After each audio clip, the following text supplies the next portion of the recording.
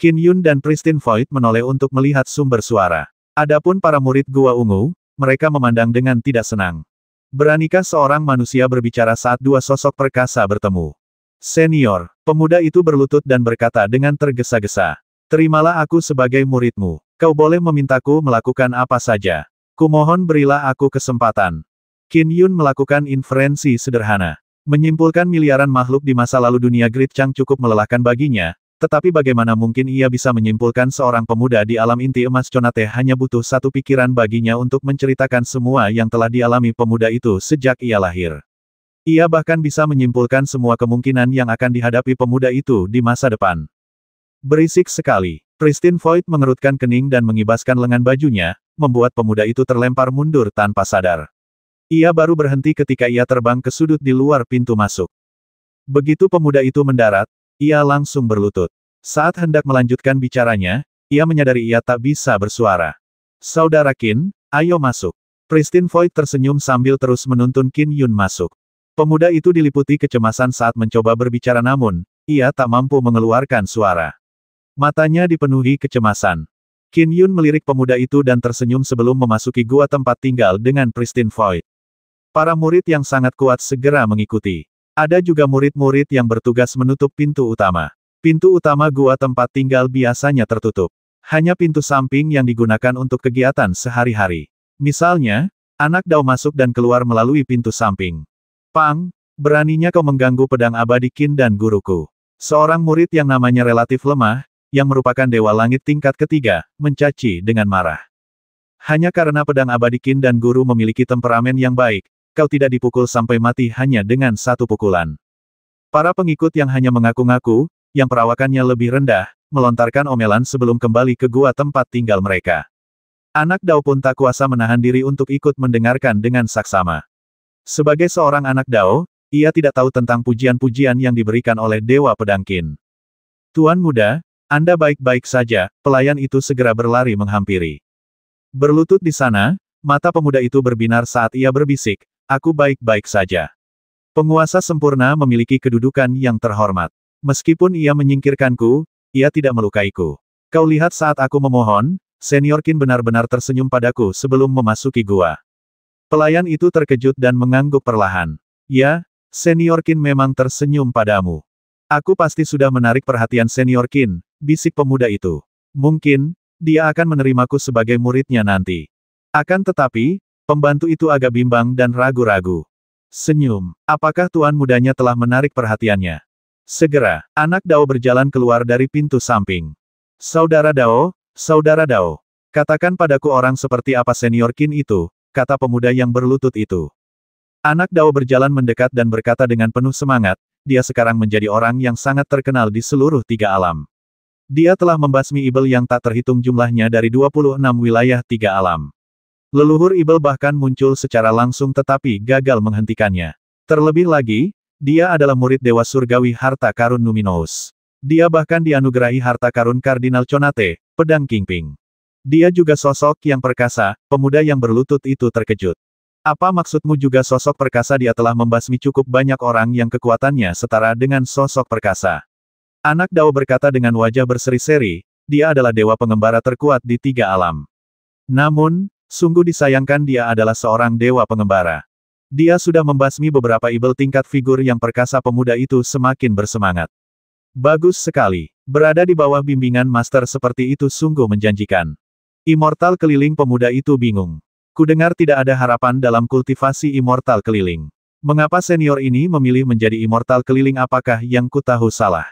Anak Dao mengerucutkan bibirnya. Apa yang kau tahu benar? Dewa abadi pengembara hanya hidup lebih dari 10.000 tahun. Itulah sebabnya kau sebaiknya tidak mengandalkan Dewa Pedang Qin. Meskipun dia sangat kuat, dia perlu fokus pada kultivasi untuk menembus batas Dewa abadi pengembara. Dia tidak akan punya waktu untuk menerimamu sebagai murid. Ah! Pemuda itu terkejut. Berhentilah bermimpi. Kalau aku jadi kamu, aku akan segera meninggalkan gunung dan berhenti membuang-buang waktu di sini, kata Dao Child sambil terus menyapu halaman. Tidak ada waktu untuk murid. Pemuda itu tertegun sebelum menggelengkan kepalanya pelan. Tapi dia jelas-jelas tersenyum padaku. Pasti ada sesuatu yang lebih dalam. Dia gila. Sang anak Dao melengkungkan bibirnya. Di dalam gua ungu, Qin Yun dan Pristine Void duduk berhadapan di ruang teh. Mereka menyesap teh yang diseduh langsung oleh sang penguasa sempurna. Aroma tehnya samar-samar, tetapi memenuhi ruangan. Keduanya membahas eksploitasi masa lalu Qin Yun dalam menyapu 26 wilayah kekuasaan. Kau memujiku. Terima kasih, Dao Brother Pristine Void, kata Qin Yun. Tidak ada yang dilebih-lebihkan dalam perkataanku. Leluhur Ibel bersedia membayar harga yang sangat mahal untuk dunia Ibel yang tak terhitung jumlahnya di 26 wilayah kekuasaan. Kau mungkin bisa memeras 2 atau 3 harta karun Luminous Conate Pinnacle darinya, kata Pristine Void sambil tersenyum. Dan kau pasti bisa menolak godaan leluhur Ibel. Hanya sedikit tokoh perkasa di 3 alam yang mampu melakukannya. Qin Yun tertawa. Leluhur Ibel memang telah menawarinya banyak kesepakatan. Ia diizinkan meminta harta apapun. Ia juga tergoda dengan jaminan reinkarnasi dan rahasia dunia asalnya. Haha, Qin Yun tidak melanjutkan. Sebaliknya, ia melihat keluar dan tersenyum. Kalau aku tidak salah, pemuda yang berlutut di luar itu sudah ditakdirkan untukmu. Kenapa kau terus menyuruhnya berlutut di sana? Pristine Void mengelus jenggotnya dan tersenyum. Saudara Qin, teknik inferensimu cukup mengesankan. Kita memang bernasib sama, tapi ini bukan waktu yang tepat. Dia masih harus meninggalkan gunung untuk mengalami 3 bencana hidup mati sebelum bisa direkrut. Sekarang, yang ada di pikirannya hanyalah balas dendam. Hati daunnya belum cukup teguh. Bahkan jika dia menjadi muridku, apa gunanya? 3 bencana hidup dan mati. Qin Yun mengangguk sedikit. Konon, garis keturunan Jade Void sangat ketat dalam menerima murid. Memang benar seperti yang dikatakan rumor. Murid-murid biasa yang namanya saja sudah boleh diterima, tapi dialah yang akan menjadi murid pribadiku. Tentu saja aku tidak bisa sembarangan, kata Pristine Void sambil tersenyum. Bagaimana jika dia meninggal saat musibah itu? Tanya Qin Yun. Kalau begitu, aku akan menerimanya setelah dia menjalani samsara. Dia bisa mengasah hati daunnya di kehidupan selanjutnya. Jika dia memenuhi persyaratan, dia akan menjadi muridku, kata Pristine Void. Jika dia masih tidak bisa melakukannya dalam 3 inkarnasi, itu akan menjadi akhir dari takdir kita bersama. Qin Yun mengangguk. Tentu saja, ia tidak bisa ikut campur dalam proses perekrutan murid seseorang. Lagi pula, ia hanya punya 10.000 tahun lebih untuk dirinya sendiri. Ia tidak punya waktu untuk disia-siakan mengajar murid-murid. Bahkan anak-anaknya pun hanya diberi bimbingan sederhana, yang memungkinkan mereka mengasah diri secara mandiri. Ngomong-ngomong, kata Pristine Void sambil tersenyum. Ada alasan apa kau datang ke kediaman sederhanaku? Jangan ragu untuk mengatakannya. Aku pasti akan membantumu jika memungkinkan. Sejujurnya, saya punya permintaan, kata Qin Yun. Pristine Void mengangguk sedikit sambil mendengarkan dengan saksama. Aku membutuhkan harta karun Conate Luminous, 18 bintang terbang, kata Qin Yun. Saudara Dao Pristine Void, kuharap kau bersedia melepaskannya. 18 bintang terbang. Pristine Void sedikit mengernyit. Itu adalah harta karun Conate Luminous yang disempurnakan oleh pengadilan surgawi kuno. Harta karun itu dapat membentuk domain untuk menjebak dan membasmi musuh. Itu adalah harta karun Conate Luminous yang sangat kuat dan multifaset, yang sangat kusuka. Itu adalah kebenaran. Sebagai salah satu dari 12 dewa emas yang terkenal dari Istana Jade Void, Perfect Sovereign Pristine Void Virtuous adalah salah satu dari sedikit yang mahir dalam penyempurnaan artefak. Ia memiliki cukup banyak harta Conate Luminous yang telah ia berikan kepada murid-muridnya. Namun, ia selalu menyimpan 18 bintang terbang.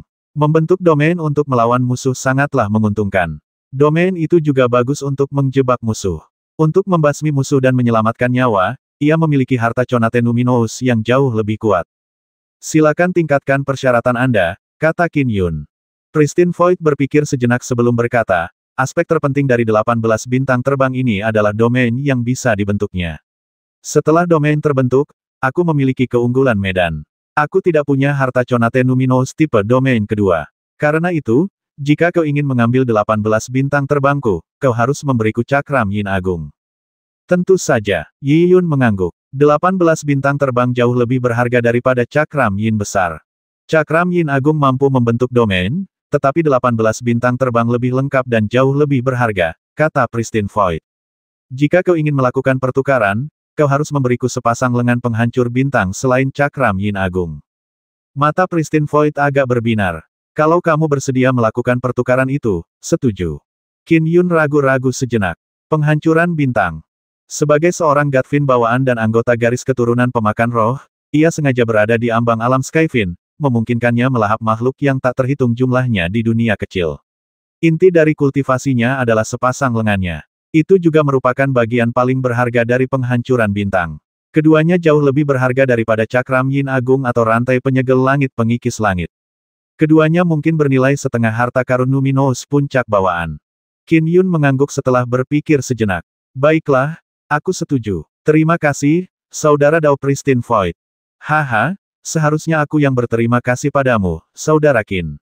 Pristine Void menunjukkan ekspresi gembira. Di luar gua ungu, pemuda yang berlutut itu masih merenung. Mengapa pedang abadi Qin tersenyum padaku? Apa makna mendalam dari senyumnya?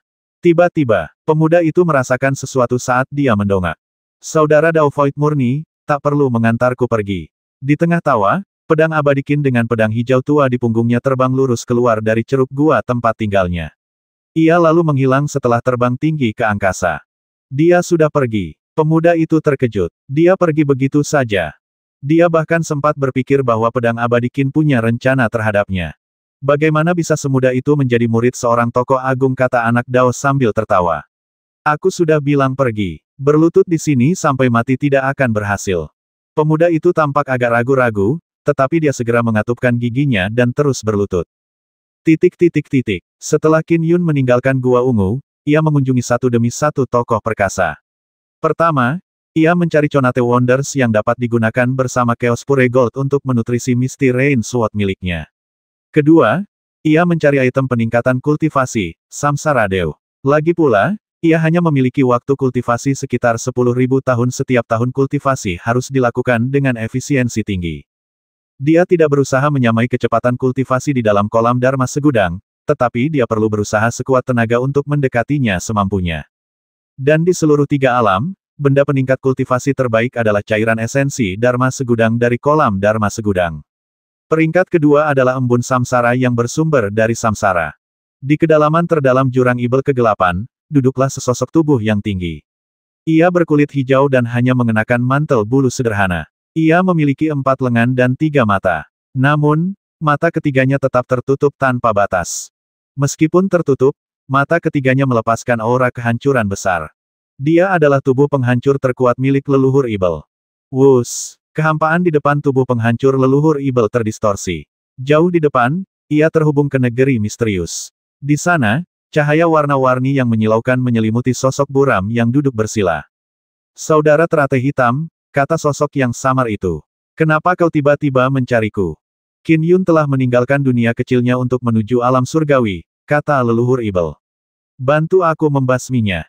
Sebegitu bencinya kau padanya, tanya sosok yang samar itu sambil tertawa. Saudara teratai hitam, kau tak akan bisa bertahan lama di 3 alam, kau juga tak akan bisa melindungi murid-murid dan cicit-cicitmu itu.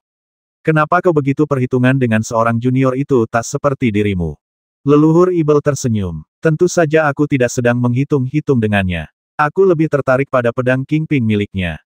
Pedang Kingping sosok itu tercerahkan saat ia tertawa. Meskipun aku jarang kembali ke 3 alam, aku tahu situasi saat ini. Aku tahu bahwa Qin Yun ini telah menghancurkan semua yang kau bangun di 26 wilayah kekuasaan. Ia telah diperkaya dengan jasa besar, dan telah menjadi pahlawan bagi para Taois dan Buddha. Dengan menyerangnya, kita mungkin akan memprovokasi harta karun Numinous dan yang lainnya. Leluhur ibel segera berkata, selama kau membasminya dan membawakan pedang Kingping kepadaku, aku akan memberimu kesempatan untuk mencapai Dao yang selalu kau idam-idamkan. Ini, sosok yang kabur itu sedikit melengkung.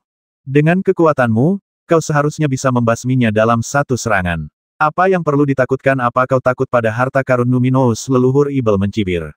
Selama kau membasmi Qin Yun dan segera kembali ke dunia agungmu, apa yang bisa dilakukan harta karun Numinous?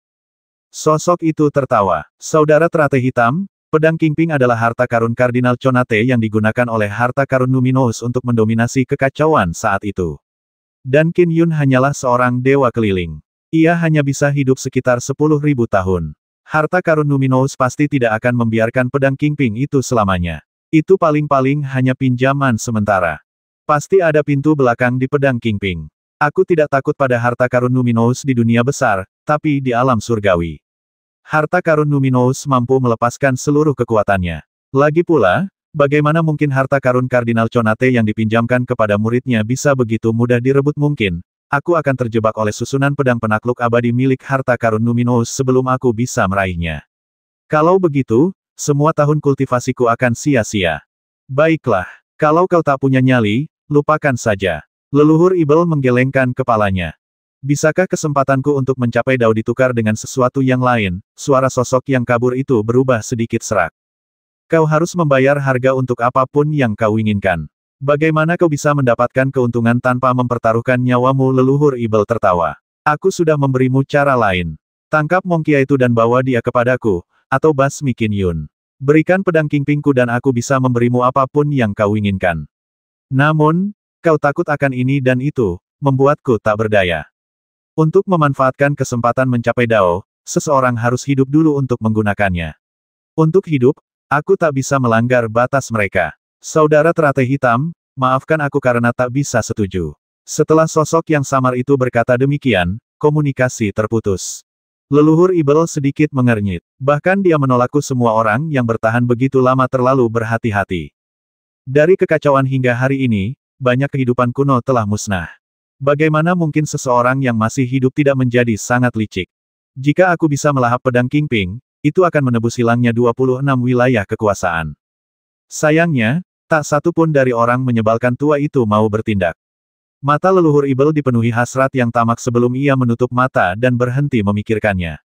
Orang-orang yang ia coba minta bantuan tidak menghadapi halangan di alam surgawi, tetapi jika tubuh aslinya memasuki alam surgawi, ia akan mengalami halangan yang sangat besar. Hal itu akan segera membuat leluhur Dao dan leluhur Buddha waspada. Setelah menghabiskan lebih dari setengah hari bertemu dengan tokoh-tokoh perkasa, Qin Yun kembali ke dunia Great Chang dari alam surgawi. Yi Xiao menunggunya di taman dan tidak dapat menahan rasa gembira melihatnya kembali. Qin Yun tersenyum. Rampasan perang dari membasmi Star Destruction, beberapa Fin Supremacis, dan Sky Fin yang tak terhitung jumlahnya, hampir habis. Yang tersisa hanyalah beberapa item formasi susunan dari 26 sarang Ibel, kata Qin Yun sambil tersenyum. Namun, itu masih lumayan. Aku sudah membeli semua yang kubutuhkan. Apa yang kamu beli? Tanya Yi Xiao. Separuh harta karun itu ditukar dengan harta Conate Numinous, 18 bintang terbang. 20% harta karun itu ditukar dengan Conate Wonders yang digunakan untuk memelihara pedang terbangku. 30% sisanya ditukar dengan Samsara Dew, jelas Qin Yun. Seandainya saja kau bisa menukarnya dengan cairan esensi Dharma Segudang, kata Yi Xiao. Dalam hal item peningkatan kultivasi, cairan ini menempati peringkat pertama di 3 alam, sementara embun samsara hanya menempati peringkat kedua. Qin Yun menggelengkan kepalanya. Di masa depan, ketika jiwa esensiku menembus batas dan menjadi Dewa Emas Puncak, jiwa esensiku akan menjadi terlalu kuat. Jumlah cairan esensi Dharma Segudang yang dikeluarkan juga akan meningkat. Pengeluaran setahun akan setara dengan harta karun Numinous Conate. Memiliki cairan esensi Dharma Segudang yang cukup untuk 10.000 tahun bukan hanya sesuatu yang tak mampu kumiliki, tetapi juga jumlah yang tak terbandingkan dengan semua cairan esensi Dharma Segudang di 3 alam. Cairan esensi Dharma Segudang merupakan cairan suci berwarna pelangi di kolam Dharma Segudang. Biasanya, murid-murid Istana Tur Hijau memasuki kolam selama 3 tahun. Pengeluaran setiap tahun hanya 1/100 dari pengeluaran murid Dewa Emas. 1/100 saja sudah cukup. Setelah memperoleh buah Dao abadi emas, seseorang dapat masuk selama 3 tahun lagi. Lagi pula, hanya leluhur Dao dan leluhur Buddha yang memiliki cara untuk mengumpulkan cairan esensi Dharma Segudang, kata Qin Yun. Hampir mustahil untuk membelinya. Kalaupun bisa dibeli, jumlahnya sangat sedikit dan harganya sangat mahal. Cairan ini hanya cocok untuk terobosan di saat-saat kritis. Sedangkan embun samsara, jauh lebih baik. Cairan ini juga sangat membantu kultivasi. Baiklah. Yi Xiao mengangguk. Saudara Yun, kapan kamu berencana untuk memulai pengasinganmu? Malam ini, kata Qin Yi. Aku akan berkultivasi sepenuh tenaga selama periode ini. Bantu aku menjaga Yi dan Huan Er. Mereka tidak boleh meninggalkan dunia Great Chang tanpa izinku. Jangan khawatir, keduanya sangat patuh. Lagi pula, formasi susunan dunia Great Chang sudah terpasang.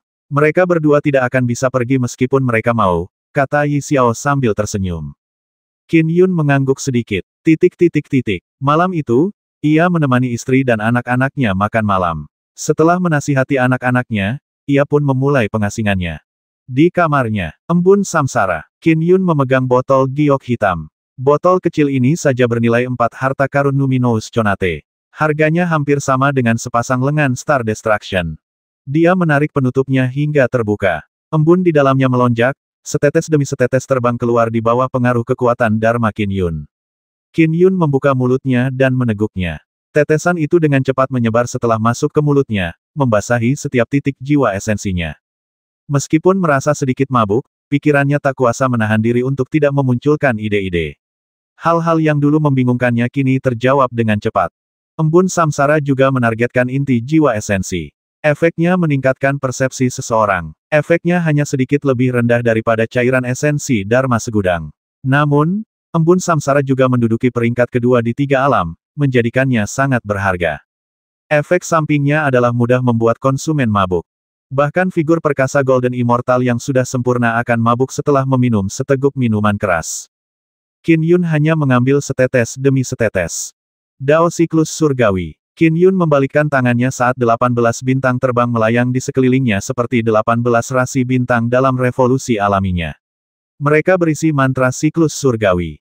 Qin Yun merenungkannya. Setelah mengonsumsi embun samsara dan dibantu oleh 18 bintang terbang, kecepatannya dalam mempelajari bagan pedang rosa multiflora secara alami sangat cepat. Hari demi hari berlalu. Sementara Qin Yun mengasingkan diri, dunia-dunia jahat yang tak terhitung jumlahnya di 26 wilayah kekuasaan sedang direbut kembali. Setelah kampanye yang berlangsung selama 2 tahun 3 bulan, semua dunia jahat ini direbut kembali, termasuk dunia-dunia kecil yang memiliki ki esensi langit dan bumi yang sangat tipis sehingga hanya memungkinkan seseorang untuk berkultivasi ke alam bawaan. Pengadilan surgawi, Taois, dan Buddha berusaha keras untuk merebutnya kembali karena Dao surgawi dari 3 alam kembali merasuki mereka. Ini adalah masalah yang sangat penting. Setiap faksi tentu saja mengerahkan upaya yang besar dalam hal ini. Pahala terus-menerus turun ke tubuh Qin Yun selama 2 tahun 3 bulan. Apa yang sedang terjadi? Di aula utama Istana Bojia di Jurang Ibel Kegelapan, Patriark Bojia duduk tinggi di singgasananya sambil bergumam sendiri, mengerutkan kening, aku sudah menyelidiki karma, dan garis karma mengarah langsung ke dunia Great Chang. Kenapa Qin Yun masih di dalam dunia Great Chang? Dia masih berada di dunia kecil dan belum mencapai terobosan dalam jiwa esensinya. Itu bisa dijelaskan karena dia takut kita, para Ibel, akan mempertahankan dunia-dunia jahat yang tak terhitung jumlahnya di 26 wilayah kekuasaan. Karena itu, dengan tidak membuat terobosan, dia bisa memperkuat dunia kecil manapun kapan saja dan bertindak sebagai pencegah terhadap kita, para Ibel. Tapi sekarang, semua dunia jahat di 26 wilayah kekuasaan telah direbut kembali oleh para Taois dan Buddha. Mengapa dia belum membuat terobosan aneh sekali? Jika dia tidak membuat terobosan, aku tidak akan bisa menyerang dunia Great Chang. Bojia mengerutkan kening. Batu bintang yang panjangnya 1000 kaki. Keempat wajah Bojia dipenuhi hasrat. Ada pancaran api yang membara di kedua matanya. Segala yang telah dikumpulkannya selama bertahun-tahun tidak ada apa-apanya jika dibandingkan. Asalkan aku mendapatkan batu bintang sepanjang 1000 kaki itu, aku bisa menukarnya dengan beberapa harta karun yang cocok untukku.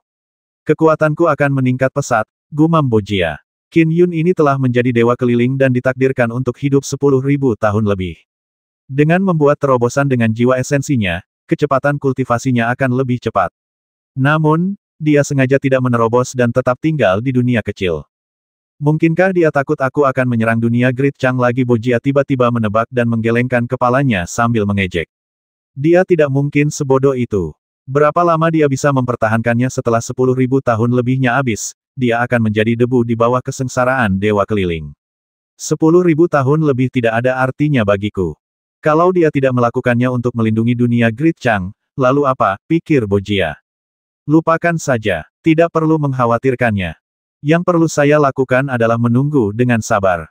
Batu bintang sepanjang 1000 kaki itu sangat kecil jika dibandingkan dengan massa sebuah planet. Mustahil bagi mereka untuk menemukannya. Pikir Bojia. Pada akhirnya, batu itu akan menjadi milikku selama tidak ada yang menemukannya.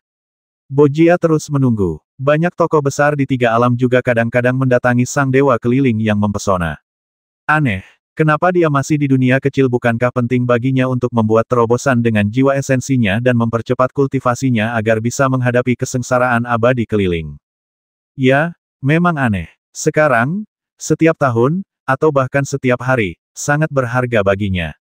Tapi dia tidak membuat terobosan dan tetap berada di dunia kecil aneh sekali. Aku tidak bisa memahaminya. Banyak tokoh besar yang berdiskusi mengenai masalah itu. Apakah Qin Yun sudah pasrah pada keputusasaan setelah menjadi dewa keliling? Itu tidak mungkin. Jiwa esensinya hanya berkultivasi beberapa milenium sebelum ia memperoleh wawasan tentang Dao Agung tingkat puncak. Jika jiwa esensinya mencapai tingkat puncak Dewa Emas, kultivasi 10.000 tahun lebih akan memberinya harapan untuk mencapai Dao Agung yang sempurna. Harapan kurasa itu lebih seperti harapan tipis. Sejak Taoist Wen menerobos dan memperoleh Dao Agung yang sempurna, membangun garis keturunan pemakan roh, belum ada Dao Agung baru yang sempurna di seluruh 3 alam. Bahkan yang hidup kebanyakan adalah Dewa Ibel kekacauan yang lahir sebelum kekacauan berkembang. Bahkan leluhur Dao, Dewi Nuwa, dan Dewa Surgawi Kesatuan Primordial dan Keselamatan lahir dari kekacauan. Bagaimana mungkin seorang manusia mencapai Dao Agung yang sempurna HAM? Selalu ada pengecualian. Banyak tokoh besar yang membicarakan alasan Qin Yun tinggal di dunia kecil karena dia sudah terlalu lama tinggal di sana. Dalam sekejap mata, 2 abad telah berlalu, semuanya dengan dia tinggal di dunia kecil. Qin Yi memasak makanannya sendiri sementara Han Lin membantu di samping. Kodok ini harus utuh. Kau tidak bisa memotongnya. Pergi sana, kata Qin Yi segera. Double Wood, mie minyak panas sudah siap. Cepat aduk dan kirim ke ruang makan. Mie minyak panas adalah favorit ayahku. Oke, Han Lin pergi ke samping dan mengaduk mie, membiarkan minyak meresap ke dalam.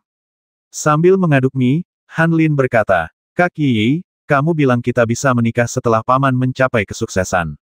Tapi, paman belum mencapai kesuksesan selama ini dan masih di dunia kecil ini. Sudah 2 abad. Apa terburu-buru bagaimana mungkin urusan ayahku kurang penting daripada pernikahan? Qin Yi menatapnya. Han Lin bergumam, tapi aku sudah menunggu selama 2 abad. Ibuku terus-menerus khawatir selama ini. Ia berharap ayah segera menembus jiwa esensinya. Ayahku juga fokus pada kultivasi. Bagaimana mungkin aku membahas masalah ini? Tanya Qin Yi. Lagi pula, apakah ada perbedaan antara pernikahan kami beberapa abad lebih awal atau lebih lambat? Itu hanya formalitas. Baiklah, Han Lin mengangguk. Baiklah, berhenti mengaduk. Cepat kirim ke ruang makan, kata Qin Yi. Setelah selesai, cepat kembali dan lanjutkan membantuku. Han Lin buru-buru membawanya ke ruang makan. Ruang makan. Qin Yun dan Yi Xiao duduk di sana saat Meng Huan membantu menuangkan anggur. Yi masih belum kembali, tanya Qin Yun. Dia sedang memasak untukmu, kata Yi Xiao sambil tersenyum. Aku diusir saat mencoba membantu. Sebaliknya, dia malah meminta Han Lin untuk membantunya. Meng Huan duduk setelah menuangkan anggur. Ia merenung, sepertinya dia takut merepotkan kakak laki-laki sepertiku. Wanita cenderung selaras dengan pasangannya, kata Qin Yun sambil tersenyum sambil makan dan minum. Keahlian memasak Yi benar-benar meningkat. Ini dia. Han Lin membawa nampan kayu berisi beberapa mangkuk mie minyak panas. Qin Yun mengambil semangkuk besar mie minyak panas dan meneguknya beberapa suap sebelum menenggak segelas anggur. Ia langsung merasa senang dan melanjutkan makan dengan santai. Meng Huan menyibukkan diri dengan menuangkan anggur. Han Lin, suruh Yi berhenti masak. Masakannya sudah banyak sekali, kata Qin Yun. Semuanya akan segera selesai. Tinggal beberapa piring lagi. Han Lin tersenyum sebelum berlari kembali. Petani memiliki kendali atas api dengan baik, sehingga hidangan dapat disiapkan dengan cepat. Beberapa saat kemudian, Qin Yi dan Han Lin bergabung di meja makan, sementara keluarga itu makan dan mengobrol. Percakapan mereka sangat menyenangkan. Ketika mereka hampir selesai, Meng Huan bertanya, Ayah, bagaimana retretmu kali ini? Qin Yi, Han Lin, dan Yi Xiao langsung memperhatikan. Mereka sangat memperhatikan Qin Yun setiap kali ia keluar dari retret. Namun, rasanya kurang tepat untuk terus-menerus bertanya oleh karena itu, mereka bergantian bertanya. Bisa saja Yi Xiao pertama kali, putrinya kemudian, lalu putranya.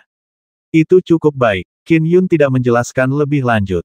Tidak seorang pun menyelidiki lebih lanjut. Qin Yun mendesak emosional secara rahasia. Bahkan, keluarganya selalu berharap ia segera mencapai terobosan jiwa esensinya. Bahkan putra dan putrinya pun memahami bahwa, sebagai seorang abadi keliling, semakin kuat jiwa esensinya, semakin cepat ia berkultivasi. Namun, untuk mengalir melawan arus waktu dan menyelidiki masa lalu miliaran makhluk hidup di dunia yang begitu luas, di mana terdapat begitu banyak makhluk yang lahir dan mati setiap saat, beban untuk menyelidiki mereka secara bersamaan terlalu berat. Ranah yang dibutuhkan sangat tinggi. Meskipun Qin Yun berbakat dalam Dao Agung Siklus Surgawi, itu masih sangat berbeda dari Dao Pedangnya. Dao Agung Siklus Surgawi Qin Yun telah lama mencapai puncak level Sky Immortal, tetapi untuk membuat terobosan lain itu akan sulit. Lagi pula, ada gangguan karma. Qin Yun mengerutkan kening. Aku berutang karma pada Lightning Beast Manor. Begitu aku mencapai puncak level Golden Immortal, aku harus membalaskan dendam Lightning Beast dan membasmi Ancestral Fin dari garis keturunan Mental Demon. Ibel leluhur Ibel Mental punya cara yang tak terduga.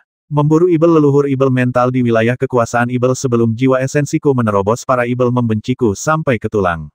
Menuju ke sana sama saja dengan mencari kematian. Dan jika aku gagal membasmi Ibel leluhur, aku akan terkena karma. Syukurlah, aku memiliki pahala yang besar dengan cahaya takdir yang bersinar terang. Gangguan karma relatif lebih lemah, tetapi gangguannya yang terus-menerus memang menghambat kultivasiku.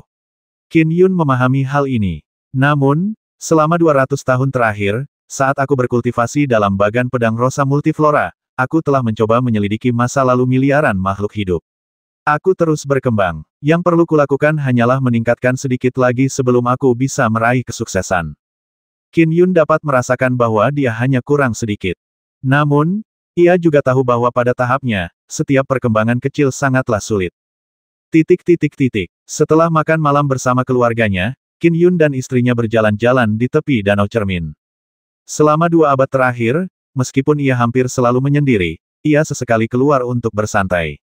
Bahkan ada tokoh-tokoh perkasa yang sesekali meminta bantuan Qin Yun untuk membasmi Ibel tertentu di dunia kecil lain. Lagi pula, Qin Yun benar-benar tak terkalahkan di dunia kecil. Sekarang, semua Ibel terkenal di dunia kecil 3 alam yang tak terhitung jumlahnya mulai bungkam dan bersembunyi. Oh, saat berjalan-jalan dengan istrinya, Qin Yun tiba-tiba melihat seorang tetua berambut hitam berdiri di tepi danau di depannya. Tuan, Qin Yun terkejut dan segera membungkuk. Leluhur Dao, Yi Xiao segera membungkuk sebelum pergi. Penatua berambut hitam itu menatap danau, bukan Qin Yun. Sudah 200 tahun. Berapa lama lagi kau akan terjebak di sini? Tetua berambut hitam itu menatap Qin Yun. Qin Yun dapat merasakan kekhawatiran gurunya terhadapnya, tetapi dia telah berusaha sebaik-baiknya untuk memperoleh wawasan tentang Dao dari siklus surgawi. Guru, mohon maafkan saya karena bertindak dengan sengaja. Qin Yun sangat hormat. Kau terlalu keras kepala, kata Dewa Surgawi Numinous Tracer dengan dingin. Demi dunia asalmu, kau menghancurkan masa depanmu dan menjadi seorang dewa keliling. Kau telah menghancurkan jalanmu untuk menjadi dewa langit dan dewa emas. Pada akhirnya, kau berhasil menyelamatkan dunia asalmu. Kau sudah cukup berkorban, apa kau benar-benar ingin menghancurkan kesempatanmu untuk melampaui kesengsaraan dewa keliling? Juga berapa banyak waktu tersisa untuk berkultivasi? 200 tahun telah terbuang sia-sia begitu saja. Mungkin, transendensi terakhirmu dari kesengsaraan dewa keliling bisa kurang dari 1 hingga 200 tahun itu. Tak ada harta karun yang bisa ditukar dengan waktu itu. Qin Yun terdiam. Meskipun Dao pedangmu memiliki beberapa kemiripan dengan Dao siklus surgawi pada tahap awalnya, fundamentalnya sangat berbeda, tambah Dewa Surgawi harta karun Numinous. Sekalipun kau tenggelam dalam kultivasi, kau tetap tidak akan berhasil dalam 2 milenium jika 2 abad telah gagal. Dao siklus surgawi saya telah mencapai puncak alam abadi langit. Rasanya yang saya butuhkan hanyalah sedikit dorongan untuk berhasil, kata Qin Yun. Hanya sedikit dorongan dari puncak alam abadi langit butuh waktu berapa lama? Tanya Dewa Surgawi harta karun Numinous. Beranikah kau memberitahuku berapa banyak orang di seluruh 3 alam yang terjebak di titik terendah alam abadi langit? Qin Yun diam mendengarkan omelan gurunya. Penguasa surgawi harta karun Numinous menambahkan, anak manusia, yang perlu kau lakukan hanyalah menyiapkan susunan yang kuat untuk membuat dunia Great Chang tak tertembus. Para Ibel tak akan mampu menembus formasi susunan dunia Great Chang sekalipun mereka menginginkannya. Lagi pula, Star Destruction sudah mati. Untuk melindungi dunia Great Chang, kau hanya perlu 2 hingga 3 harta karun Numinous Conate. Kau sebelumnya menghancurkan masa depanmu untuk menyelamatkan dunia asalmu. Bukankah cukup membuang 2 atau 3 harta karun Numinous Conate lagi untuk membuat dunia asalmu tak tertembus? Berapa banyak lagi yang ingin kau korbankan untuk dunia kecil ini? Yang paling kutakutkan adalah, bahkan setelah kau menyia-nyiakan 10.000 tahun, semuanya akan berakhir sia-sia. Kata Dewa Surgawi dari harta karun Numinous. 500 tahun. Qin Yun akhirnya berbicara sambil menatap tuannya. Tolong biarkan aku bertindak sesuka hati sekali lagi. Jika aku gagal setelah 500 tahun, aku akan membiarkan jiwa esensiku menerobos setelah menyiapkan susunan untuk dunia asalku. Namun, ia berpikir dalam hati, aku telah mencapai puncak kemacetan langit abadi dari Dao Siklus Surgawi. Jika aku gagal menembusnya dalam 3 abad ke depan, aku mungkin tidak akan pernah bisa menembusnya bahkan dalam 3 milenium atau bahkan 10.000 tahun. Dewa Surgawi Harta Karun Numinous mengangguk. Semoga beruntung. Setelah berkata demikian, dia pun menghilang. Qin Yun berdiri di sana dan menyaksikan dalam diam. Saudara Yun. Yi Xiao berjalan mendekat dan memegang tangan Qin Yun. Qin Yun tersenyum sambil memegang tangan istrinya. Terlepas dari apa yang dunia pikirkan tentangnya, Qin Yun terus berfokus pada Dao Siklus Surgawi.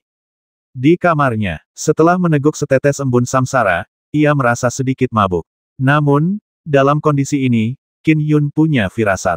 Ia memandangi 18 bintang terbang di sekelilingnya. Lintasan setiap bintang begitu rumit dan magis. Mereka terus-menerus berpapasan seperti gerak benda-benda langit. Berbagai ide terus bermunculan di benaknya. 13 bintang terlalu rumit. 8.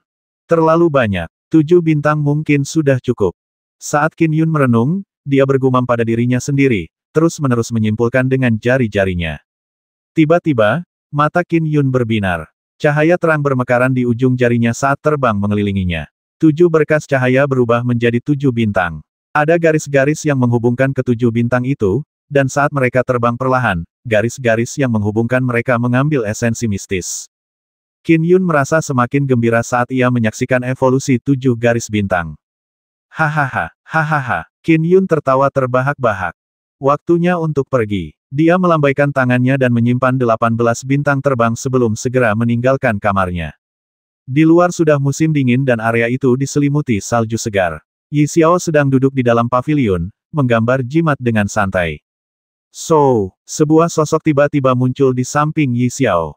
Yi Xiao menoleh kaget dan melihat Qin Yun dengan gembira meraih bahunya, lalu berkata cepat, aku berhasil, akhirnya aku berhasil. Kau berhasil. Yi Xiao pun ikut berseri-seri kegirangan.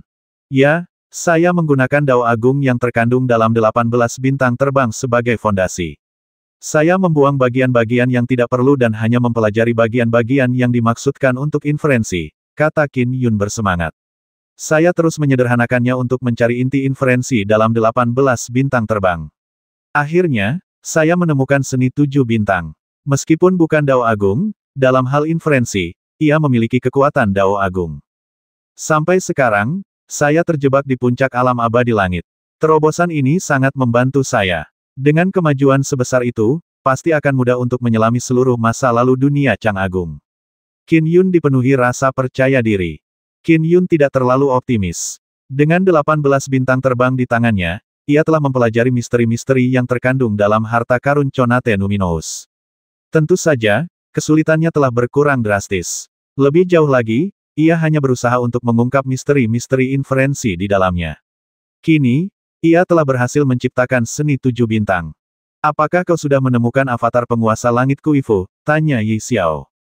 Aku akan melakukannya sekarang, kata Qin Yun sambil tersenyum saat dia segera memegang tangan istrinya. Suara mendesing. Keduanya menjalani void transference dan terbang tinggi ke angkasa. Mereka memandang ke bawah, ke kota-kota, gunung-gunung, desa-desa, danau-danau, dan sungai-sungai. Mereka tampak mengenakan pakaian perak berkilauan dari salju. Sungai Waktu. Kehendak Qin Yun meliputi seluruh dunia Grid Chang saat ia menembus batas waktu dan menceburkan diri ke dalam Sungai Waktu. Setiap orang akan meninggalkan jejaknya sejak mereka dilahirkan ke dunia ini. Qin Yun dapat melihat tanda-tanda ini dengan jelas. Dan Qin Yun tidak hanya menyelidiki satu orang, tetapi semua makhluk hidup di dunia Grid Chang pada saat yang bersamaan. Bahkan termasuk binatang buas. Setiap saat, makhluk yang tak terhitung jumlahnya akan mati dan lahir. Oleh karena itu, penyelidikan Qin Yun terus berubah. Hal ini sangat membebani kekuatan Dharma dan jiwa esensinya. Namun, Qin Yun menggerakkan jari kirinya dan mulai menyimpulkan dengan seni 7 bintang. Seni inferensi dapat mengumpulkan rincian atau aspek yang dangkal, yang memungkinkannya mengetahui inti permasalahan. Seketika, Qin Yun merasa jauh lebih rileks. Wus! Di tengah Sungai Waktu, Qin Yun terus berenang melawan arus untuk mencari masa lalu. Masa lalu telah terjadi, jadi jejak yang ditinggalkannya jelas. Dia menyelidiki sambil melawan arus. 100 tahun, 200 tahun. Dia terus maju melawan waktu karena dia tahu bahwa avatar Kuifu telah datang ke dunia Great Chang untuk mempelajari rahasia tersebut sebelum dia menculik istrinya. Tak terhitung makhluk yang diteliti oleh Qin Yun. Ia melihat mereka menua mundur. Seorang tetua perlahan berubah menjadi parubaya, seorang remaja, seorang anak kecil, seorang balita, seorang bayi yang menangis, sebelum kembali ke rahim ibu mereka. Ibunya di masa mudanya, ibunya saat remaja, dan ketika ia masih kecil. Waktu mengalir mundur. Ia kembali ke lebih dari 2 abad yang lalu di mana Qin Yun melampaui kesengsaraan untuk menjadi seorang dewa keliling sebelum membasmi penghancuran bintang. Lebih jauh ke belakang, Qin Yun menyelamatkan istrinya dan menemukan putrinya di dunia Skywolf. Jauh di masa lalu, Qin Yun membentuk fondasi pedang daunnya setelah bermimpi selama 100 tahun. Lebih jauh lagi, Qin Yun menikahi Yi Xiao di Gua Abadi.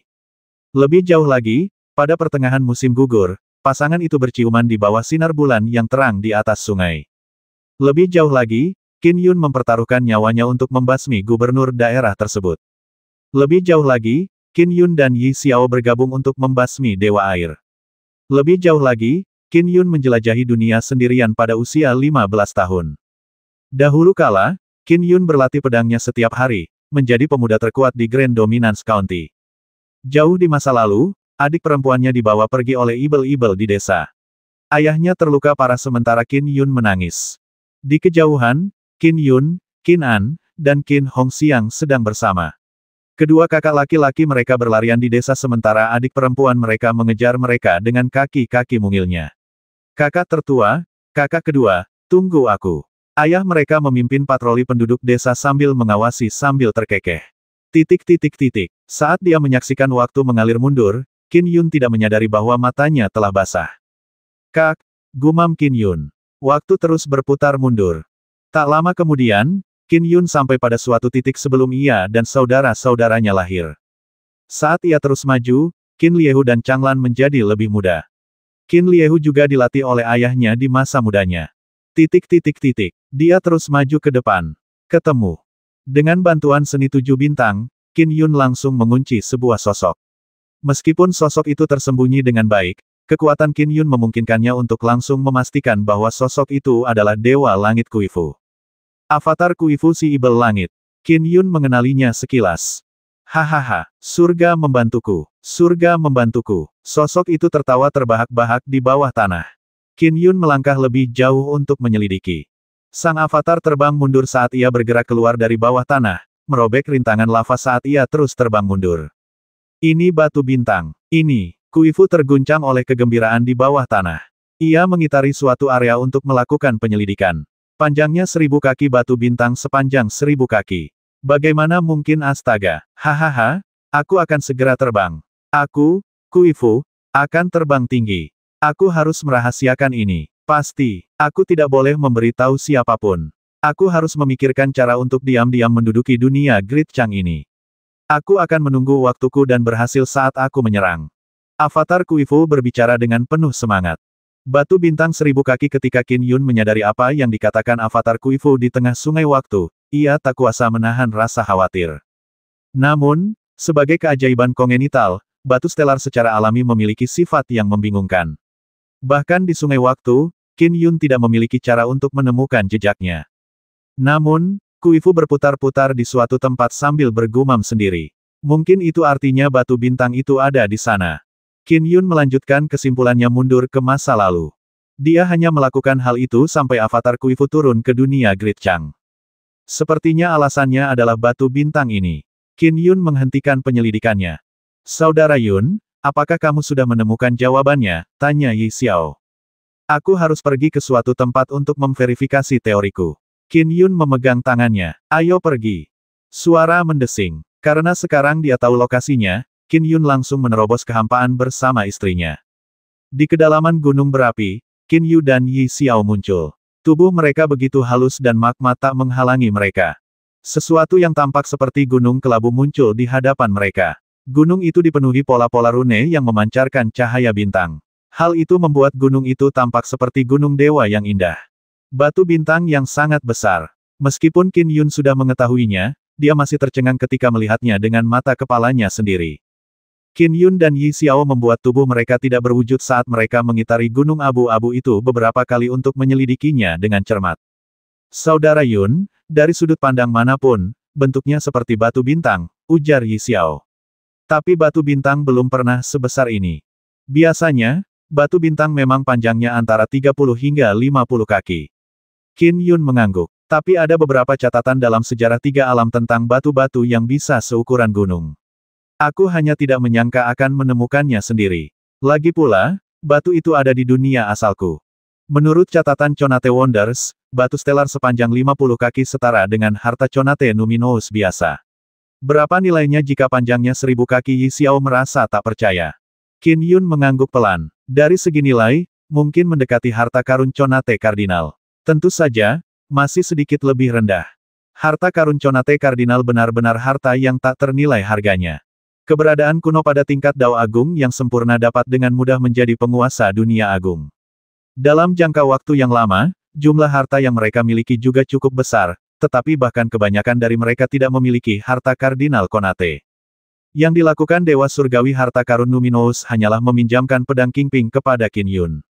Misalnya, Taois lampu terbakar telah memperoleh 24 manik penenang laut dan kemudian, ia menjadi seorang penganut agama Buddha, dan melalui itu, menyulap 24 surga untuk mencapai Tao Agung yang sempurna. Harta karun Kardinal Conate melambangkan Dao Agung yang sempurna. Harta karun ini melambangkan kekuatan yang dahsyat. Atas hadiah seperti itu, guru dan murid, saudara, dan teman baik bisa berjadewa. Hanya status penguasa surgawi dari harta karun Numinous yang memberinya keberanian untuk meminjamkan harta Kardinal Conate kepada muridnya. Meskipun aku tidak bisa menggunakan batu stelar sepanjang 1000 kaki untuk ditukar dengan harta karun Kardinal Conate, seharusnya tidak sulit untuk menukarnya dengan beberapa harta karun Numinous puncak Conate. Qin Yun menatap batu stelar di depannya dan mendesah. Pantas saja Patriark Bojia tergila-gila padanya. Sebagai salah satu patriark dari 9 klan Ibel, semua hartanya yang digabungkan mungkin tidak sebanding dengan batu stelar sepanjang 1000 kaki ini meskipun potensi kekayaannya cukup besar. Kekayaan seseorang adalah kehancurannya sendiri karena menyebabkan keserakahan orang lain, kata Yi Xiao. Di dunia Great Chang, tersembunyi sebuah batu bintang. Patriark Bojia pasti sedang mengincarnya. Bahkan jika Patriark Bojia tidak bertindak, para Ibel leluhur lainnya tidak akan tinggal diam begitu mereka mengetahui rahasia ini. Ya, Qin Yun mengangguk. Namun, ini kabar baik untukmu, Saudara Yun. Mata Yi Xiao berbinar. Dalam 10.000 tahun ke depan, kau perlu terus-menerus mengonsumsi embun samsara untuk kultivasi. Jumlah yang kau butuhkan begitu banyak sehingga 1 atau 2 harta karun Numinous Conate Pinnacle pun tidak akan cukup. Tapi sekarang, kau sudah memiliki gunung batu stelar ini. Ini memang kesempatan besar bagiku. Ini juga akan menjadi aset terbesarku. Qin Yun mengangguk. Meskipun pedang Kingping lebih berharga, itu hanyalah pinjaman sementara dari gurunya. Xiao Xiao, tunggu di sini sementara aku perlahan-lahan mengekstrak batu bintang ini. Jelas tidak ada cara untuk mengekstraknya sepenuhnya. Batu bintang adalah fondasi seluruh dunia. Batu itu terhubung dengan seluruh dunia. Jika diekstraksi sepenuhnya, seluruh dunia akan hancur karenanya, Yi Xiao memperingatkan. Jangan khawatir, Qin Yun tersenyum. Aku tidak akan pernah membiarkan hal buruk terjadi di dunia Great Chang. Yi Xiao berdiri di samping dan mengamati. Mudah baginya untuk tetap aman dari magma dengan mempertahankan mantra Dharma. Banyak kultivator fana yang mampu merapal mantra penembus dinding. Saudara Yun, bagaimana caramu mendapatkan batu bintang yang begitu kuat? Tanya Yi Xiao. Bagi para Ibel, selama mereka mengubahnya menjadi dunia Ibel, dunia itu tidak akan menjadi penghalang. Mereka akan dengan mudah dapat mengekstraknya. Para Ibel tidak peduli jika dunia kecil itu akhirnya hancur. Namun, Qin Yun tidak dapat melakukan hal yang sama. Membelah. Qin Yun mengulurkan tangannya, dan sebuah pedang terbang samar melayang di tengah telapak tangannya. Pedang itu tak lain adalah pedang terbang intrinsiknya, pedang hujan berkabut. Pedang buram itu mulai terbelah menjadi 3 lapisan. Mereka bertumpuk vertikal, satu pedang terbang terbelah menjadi 3. Saudara Yun, pedang terbang intrinsikmu, Yi Xiao merasa khawatir. Setelah pedang hujan berkabut dipupuk menjadi harta karun Numinous puncak terpadu, ia memperoleh kemampuan untuk terbagi menjadi 3. Ketiganya adalah 3 pedang langit, bumi, dan manusia, jelas Qin Yun. 3 pedang terbang, 1 pedang yang begitu halus dan luas. Itulah pedang surga. Satu pedang lagi yang berat dan tak terbatas. Pedang bumi. Satu pedang penuh vitalitas. Itu adalah pedang manusia. Elder Sword, yang hanya berada di ranah inti emas Conate, telah berhasil mengembangkan pedang terbang intrinsiknya hingga terbelah menjadi 7. Dao pedang Misty Rain milik Qin Yun berada di level yang lebih tinggi. Setelah menjadi Dao Agung, ia adalah Dao Agung Puncak. Namun, pedang terbangnya baru bisa terbelah menjadi 3 setelah dikembangkan menjadi harta karun Numinous Puncak Conate. Pergi. Dengan pikiran Qin Yun, ketiga pedang terbang itu terbang ke arah yang berbeda dan berputar di sekitar batu bintang. Susunan pedang hujan berkabut. Bangkit. Qin Yun mengendalikan pedang terbang intrinsiknya. Sebagai harta karun Numinous Puncak intrinsik bawaan yang juga diperkuat oleh pahala yang besar, harta karun ini berada pada kekuatan terkuatnya pada saat terbagi menjadi 3 dan membentuk susunan pedang hujan berkabut. Di dalam susunan pedang, kekuatan langit, bumi, dan manusia saling bertautan, samar-samar membentuk kekuatan penghancur yang dapat mengembalikan segalanya menjadi kekacauan. Gumpalan ki pedang merobek dan menghancurkan. Meskipun Conate Wonder sangat kuat, ia tetap terpotong-potong dengan cepat seperti apel. Stellar Stone terpotong-potong dengan cepat. Batu bintang tidak mampu menahan serangan pedang hujan berkabut. Ukurannya terus menyusut sementara Qin Yun menggunakan inderanya untuk mendeteksi hubungannya dengan dunia Great Chang. Beberapa saat kemudian, gunung batu stellar telah teriris seukuran bola berdiameter sekitar 3 meter. Bola ini sendiri masih terhubung dengan dunia Great Chang. Ambil. Qin Yun membalikkan tangannya dan menyimpan batu bintang yang telah diiris. Kemudian, ia menatap bola batu bintang yang tersisa. Batu stellar sepanjang 50 kaki paling-paling hanya bisa menandingi harta karun Numinous Conate biasa. Dan jika hanya 10 kaki itu tidak ada artinya bagi para tokoh perkasa. Qin Yun segera melemparkan 18 bendera arai dan membentuk formasi arai. Mereka sepenuhnya melindungi batu stellar dan membuat Qin Yun puas dengan kondisinya saat ini. Yi Xiao terbang ke sisi Qin Yun dan tampak curiga. Formasi susunan ini. Qin Yun tersenyum. Ini untuk mencegah orang bodoh mengambil sisa batu bintang dan menghancurkan dunia Great Chang. Sebaiknya lindungi dengan formasi susunan, lalu gunakan formasi susunan ini untuk menyatu dengan formasi susunan lain di dunia Great Chang. Bahkan jika penghancuran bintang dihidupkan kembali, dia bisa melupakan rencana untuk menembusnya. Xiao Xiao, kembalilah dan buat beberapa persiapan. Setelah aku selesai menyiapkan formasi susunan dunia Great Chang, kita akan bergerak. Saudara Yun, akhirnya kau akan mencapai terobosan jiwa esensi aku sudah menunggu lebih dari 2 abad. Yi Xiao sangat gembira. Qin Yun awalnya mempunyai rencana untuk memperkuat dunia Great Chang sebelum dia berhasil melakukan terobosan dengan jiwa esensinya. Lagi pula, begitu dia pergi, dia tidak bisa lagi memasuki dunia asalnya dengan tubuh aslinya. Dan sekarang setelah ia memperoleh batu bintang dalam jumlah banyak dari dunia asalnya, Qin Yun tentu lebih teliti dalam menyiapkan formasi susunan. Boom, boom, boom. Setelah itu, 3 gunung berapi dengan ketinggian 10.000 kaki turun ke Laut Timur, menimbulkan gelombang besar di laut. Qin Yun sedang menyiapkan formasi susunan di udara. Qin Yun, sesosok muncul di kehampaan. Sosok itu tak lain adalah leluhur Master Zhang.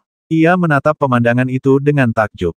Berapa banyak harta yang kau siapkan untuk formasi susunan ini? Aku memang menghancurkan 26 garnisun Ibel sebelumnya, kata Qin Yun sambil tersenyum. Setiap garnisun dibuat tak tertembus oleh Ibel. Akulah satu-satunya yang bisa merobek lorong spasial untuk masuk ke dalam formasi susunan, membuatnya tak berguna. Itu memungkinkanku menghancurkan sarang mereka dengan mudah. Jika tidak, bagaimana mungkin 26 garnisun itu bisa dihancurkan dengan mudah? Saya membongkar semua garnisun itu. Saya mempertahankan hampir semua formasi susunan yang menjaganya, kata Qin Yun. Saya memilih 12 formasi susunan dari 26 garnisun yang dapat bekerja sama dengan sempurna dan bersiap untuk memasangnya. Qin Yun, Master Leluhur Zhang tak kuasa menahan diri untuk berkata, sebelumnya aku merasakan kau telah membentuk 3 formasi susunan. Masing-masing formasi itu mengesankan. Sekarang kau membentuk 12 formasi lagi, semua ini jika dijumlahkan bisa menyamai 3 atau 4 harta karun Numinous Conate. Kau menjadi dewa keliling karena dunia Great Chang. Jiwa esensimu belum menembus lebih dari 2 abad. Kau sudah cukup berkorban. Kau butuh harta karun untuk berkultivasi sekarang. Tidak perlu melakukan ini. Saya juga mendapatkan banyak hal dari dunia Great Chang, kata Qin Yun. Patriark Bojia dan rekan-rekannya terus-menerus berusaha menaklukkan dunia Great Chang kita karena harta karun yang dimilikinya. Saya sudah menemukan harta karun itu. Nilainya jauh lebih besar daripada yang saya korbankan. Yang kau korbankan bukan hanya harta. Ada juga jalan Sky Immortal dan Golden Immortalmu, dan waktu yang tak bisa diulang, kata Master Leluhur Zhang sambil mendesah. Terserahlah. Percuma saja membicarakannya. Dengan kau mulai menyiapkan formasi susunan, apakah itu berarti kau akhirnya berencana untuk menembus jiwa esensimu? Aku akan menerobos setelah selesai menyiapkannya. Qin Yun mengangguk. Apakah kamu tidak akan kembali setelah pergi? Master Leluhur Zhang merasa sedikit bimbang. Dia telah menyaksikan kebangkitan Qin Yun menuju ketenaran. Dia bahkan berutang banyak pada Qin Yun. Kesempatan untuk memasuki Lightning Beast Manor adalah berkat Qin Yun. Dia belum membalas budi. Di masa depan, dunia Great Chang akan bergantung padamu, Saudara Zhang, kata Qin Yun sambil tersenyum. Tenang saja, Master Leluhur Zhang mengangguk. Berkultivasilah dengan tenang. 10.000 tahun lebih kemudian, akankah Qin Yun benar-benar menciptakan keajaiban lain atau akankah ia hancur menjadi debu di bawah kesengsaraan dewa keliling? Qin Yun kini sangat kuat. Hanya dalam sehari, ia telah membentuk 12 formasi susunan. Potensi mereka jauh lebih kuat daripada 26 sarang ibel manapun. Mereka bahkan mampu membangkitkan kekuatan bintang alam semesta dan mengubahnya menjadi ki esensi langit dan bumi untuk dunia Great Chang. Ki esensi langit dan bumi di dunia kecil perlahan-lahan akan menipis seiring waktu, tetapi dunia Great Chang mampu mengubah kekuatan bintang, memungkinkannya untuk tetap kuat selamanya. Boom! Ke-12 formasi susunan menyatu menjadi satu saat kekuatan bintang yang melonjak turun dari kosmos. Energi spiritual langit dan bumi juga mulai menjadi lebih kaya. Qin Yun berdiri di udara menyaksikan semua ini. Yi Xiao juga muncul di sampingnya dan tersenyum padanya. Kakak Yun, sudah siap. Saya hanya perlu melakukan satu hal terakhir, kata Qin Yun. Yi Xiao bingung. Buat ibel-ibel itu menyerah. Qin Yun tersenyum. Di aula gelap di Istana Bojia, Tenebrus Fin Abyss. Patriark Bojia duduk bersila dalam budidaya. Patriark Bojia, sebuah suara mencapainya melalui karma yang sama. Oh, mata Bojia di keempat wajahnya terbuka bersamaan. Qin Yun. Dia juga bisa merasakan Qin Yun di dunia Great Chang yang jauh melalui ikatan karma mereka. Rahasia dunia Great Chang adalah batu bintang, kan? Suara itu terus bergema di telinga Bojia. Ekspresi Bojia langsung berubah saat ia buru-buru menekan transmisi suara karma. Apakah kau sudah memisahkan batu bintang sepanjang 1000 kaki itu? Bagaimana menurutmu? Suara itu terdengar mengejek. Setelah menyampaikan pesan untuk membuat Patriark Bojia meninggalkan harapannya mendapatkan Stellar Stone, Qin Yun mengabaikan Bojia. Adapun Bojia, dia marah. Qin Yun. Kekuatan Dharma Bojia meledak ke segala arah dan menghantam dinding istana. Akibatnya, aula yang tersegel bergemuruh keras, hingga ke struktur dalamnya. Batu stelarku, ini milikku. Bojia murka dan sedih atas kehilangannya. Harta karun besar yang tampaknya selalu dalam jangkauan, tepat di depannya, kini telah hilang. Akibatnya, ia kehilangan Fin Supremacy Blackwing dan harta Conate Numinosnya, Great Yin Cakram. Namun, kehilangan itu tidak membuatnya patah semangat. Ia selalu percaya bahwa Qin Yun akan segera meninggalkan dunia kecil. Selama rahasia batu stelar tidak bocor, ia masih memiliki peluang besar untuk mendapatkannya. Namun kini, semuanya menjadi sia-sia. Bagaimana dia menemukannya? Area di bawah dunia Great Chang sangat luas. Bahkan jika dia memisahkan di bawah tanah, seharusnya hampir mustahil menemukan batu bintang sepanjang 1000 kaki hanya dengan matanya. Geram Bojia. Lagi pula, tanpa memiliki petunjuk apapun tentang batu bintang itu, dia tidak akan menyia-nyiakan waktunya yang berharga untuk menjelajahi area itu sedikit demi sedikit. Tetapi dia tetap menemukannya. Apakah ini karena cahaya yang bersinar padanya dari takdir? Bojia bergumam dalam hati. Cahaya takdir menyinarinya dan ia memiliki pahala yang besar. Cahaya itu memungkinkannya mengubah musibah menjadi berkah, sehingga lebih mudah baginya untuk menemukan harta karun. Meskipun Qin Yun telah menyuntikkan sejumlah besar pahala ke dalam pedang terbang intrinsiknya, harta karun Numinous pahala biasa saja sudah dapat meningkatkan jumlah cahaya takdir yang menyinarinya, apalagi pedang terbang intrinsiknya. Setiap faksi yang memiliki harta karun Numinous pahala dapat memastikan cahaya takdir akan terus turun. Jelas, Qin Yun menikmati cahaya dan pahala tersebut. Dengan cahaya takdir, seseorang dapat menemukan harta karun hanya dengan berjalan di sepanjang jalan. Sangat mungkin ia hanya beruntung dan menemukan batu bintang secara kebetulan. Lalu apa gunanya menahan Kuifu Bojia memandang ke kejauhan dan menembus penghalang ruang? Ia melihat Kuifu dalam tahanan rumah di sudut istana Bojia. Tak seorang pun diizinkan berinteraksi dengannya. Bojia yang marah bahkan ingin menghancurkan Kuifu sampai mati pada saat itu juga. Tidak, Bojia menyipitkan matanya. Dia punya dendam pada Qin Yun.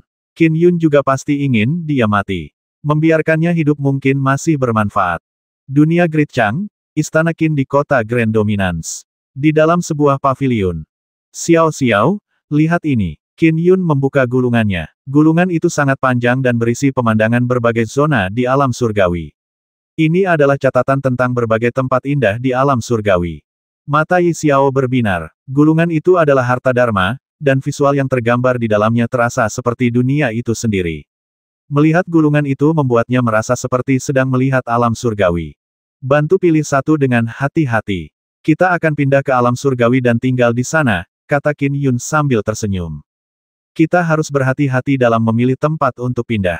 Yi Xiao memperhatikan dengan saksama. Kamu bisa meluangkan waktu untuk memilih. Tidak perlu terburu-buru, kata Qin Yun. Kapan kau akan membiarkan jiwa esensimu menerobos? Tanya Yi Xiao. Aku akan menuju ke Istana Tur Hijau dulu dan akan menerobos ke sana, kata Qin Yun. Aku akan tinggal di Istana Tur Hijau untuk sementara waktu. Lakukan terobosan secepat mungkin, desak Yi Xiao. Qin Yun mengangguk sambil tersenyum. Ia segera meninggalkan avatarnya dan menuju ke Istana Tur Hijau. Kepergian ini juga menandai momen ketika tubuh aslinya tidak akan pernah bisa melangkahkan kaki ke dunia Great Chang lagi. Istana Tur Hijau, di dalam gua tempat tinggal Qin Yun. Setelah mencapai puncak Dao Agung, Qin Yun juga mendapatkan tempat tinggal gua di Istana Tur Hijau. Para murid Istana Tur Hijau yang belum mencapai Dao Agung hanya bisa tinggal di halaman-halaman kecil. Sedangkan bagi mereka yang telah mencapai Dao Agung, mereka akan diberikan tempat tinggal gua. Saatnya menerobos. Qin Yun duduk bersila di tepi danau kecil di gua tempat tinggalnya. Ada bunga teratai yang mengapung di danau dan beberapa ikan berenang di dalamnya. Dengan sebuah pikiran, jiwa esensinya mulai menerobos. Tubuh Qin Yun memancarkan cahaya yang menyilaukan. Kekuatan dharma jiwa esensinya dan dao pedang menyatu, dengan cepat mengubah jiwa esensinya. Ia beranjak dari level puncak Sky Immortal ke level puncak Golden Immortal. Karena ia tidak dibatasi oleh tubuh, kekuatan jiwa esensinya sepenuhnya ditentukan oleh dao yang telah ia capai. Setiap helai kekuatan dharmik jiwa esensinya bagaikan pedang terbang, murni, tajam, dan tak terkalahkan. Boom, boom, boom, sejumlah besar ki esensi langit dan bumi mengalir ke dalam gua tempat tinggalnya dan ke dalam tubuhnya. Dengan jiwa esensinya yang menerobos, kekuatan dharmanya juga bertambah kuat. Secara alami, kekuatan itu menyerap ki esensi langit dan bumi dengan penuh semangat. Istana Tur Hijau mampu dengan mudah mengalihkan sejumlah besar ki esensi langit dan bumi. Hal itu tidak menimbulkan banyak kehebohan. Inilah juga alasan mengapa Qin Yun memilih Istana Tur Hijau sebagai lokasi terobosannya. Ia bisa tetap rendah hati dengan diam-diam melakukan terobosan karena ia memiliki tugas penting lain yang harus diurus. Hanya dalam waktu 5 menit, Qin Yun merasa bahwa jiwa esensi tingkat keabadian emasnya telah terpuaskan. Jiwa esensi tingkat abadi emas yang sempurna jauh lebih kuat daripada apapun yang pernah kumiliki sebelumnya. Qin Yun merasa agak sedih.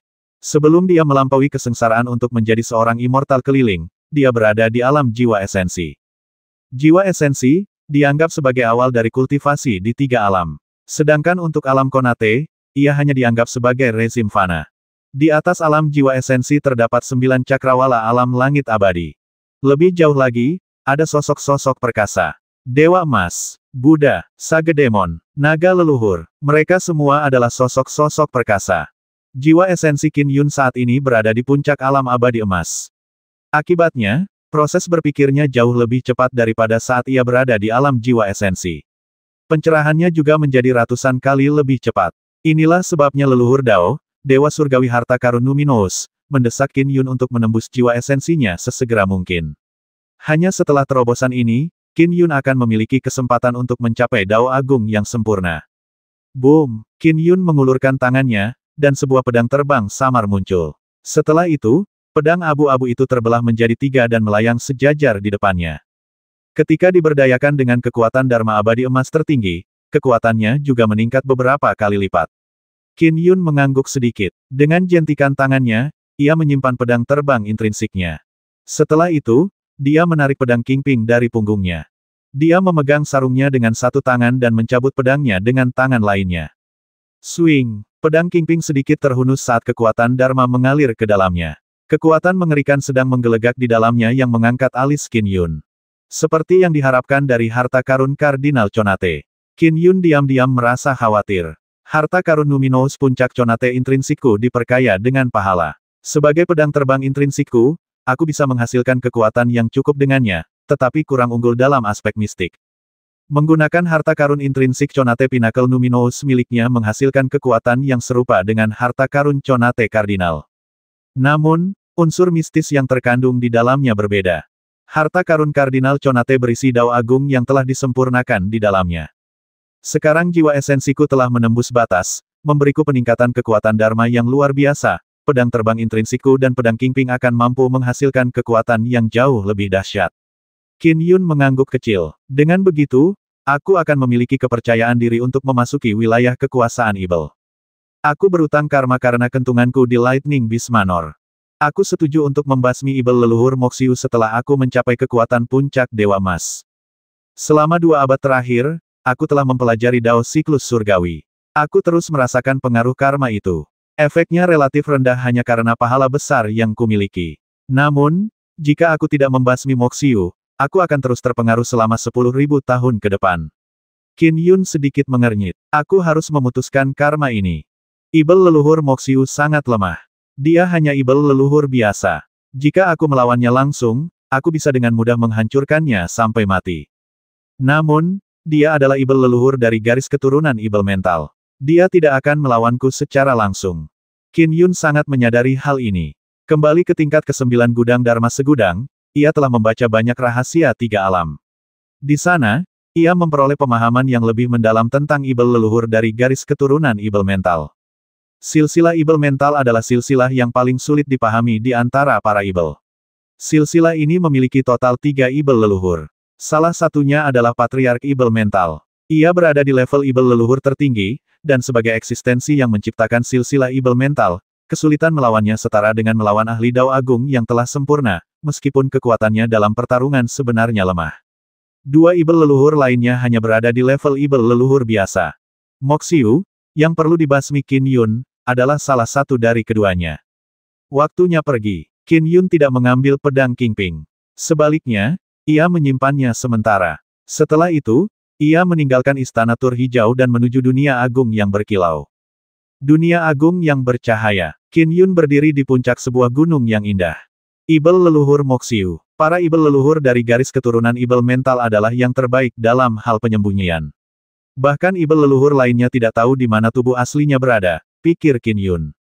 Mereka pandai bersembunyi dari surga. Namun, aku telah memperoleh wawasan tentang Dao Agung tingkat puncak dan seni 7 bintang. Aku juga dapat menyimpulkan rahasia surga. Saat Qin Yun menyelidiki karma itu sendiri, dia menyimpulkan dengan jari-jarinya. Melalui garis karma, ia menemukan bahwa Moxiu bersembunyi di selatan dunia besar Wind Enchantment, di wilayah kekuasaan Ibel.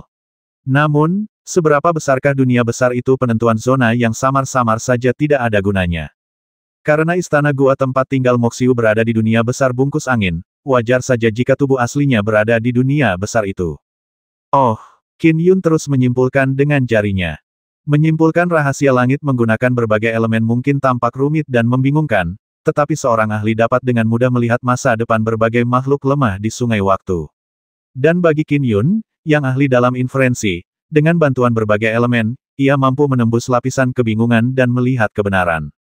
Satu pihak bersembunyi dari langit, sementara pihak lain menerobos kabut kebingungan. Ini juga merupakan bentuk pertempuran. Tentu saja, yang bersembunyi lebih mudah. Menembus kabut kebingungan jauh lebih sulit. Seni 7 bintang Qin Yun secara khusus dirancang untuk inferensi.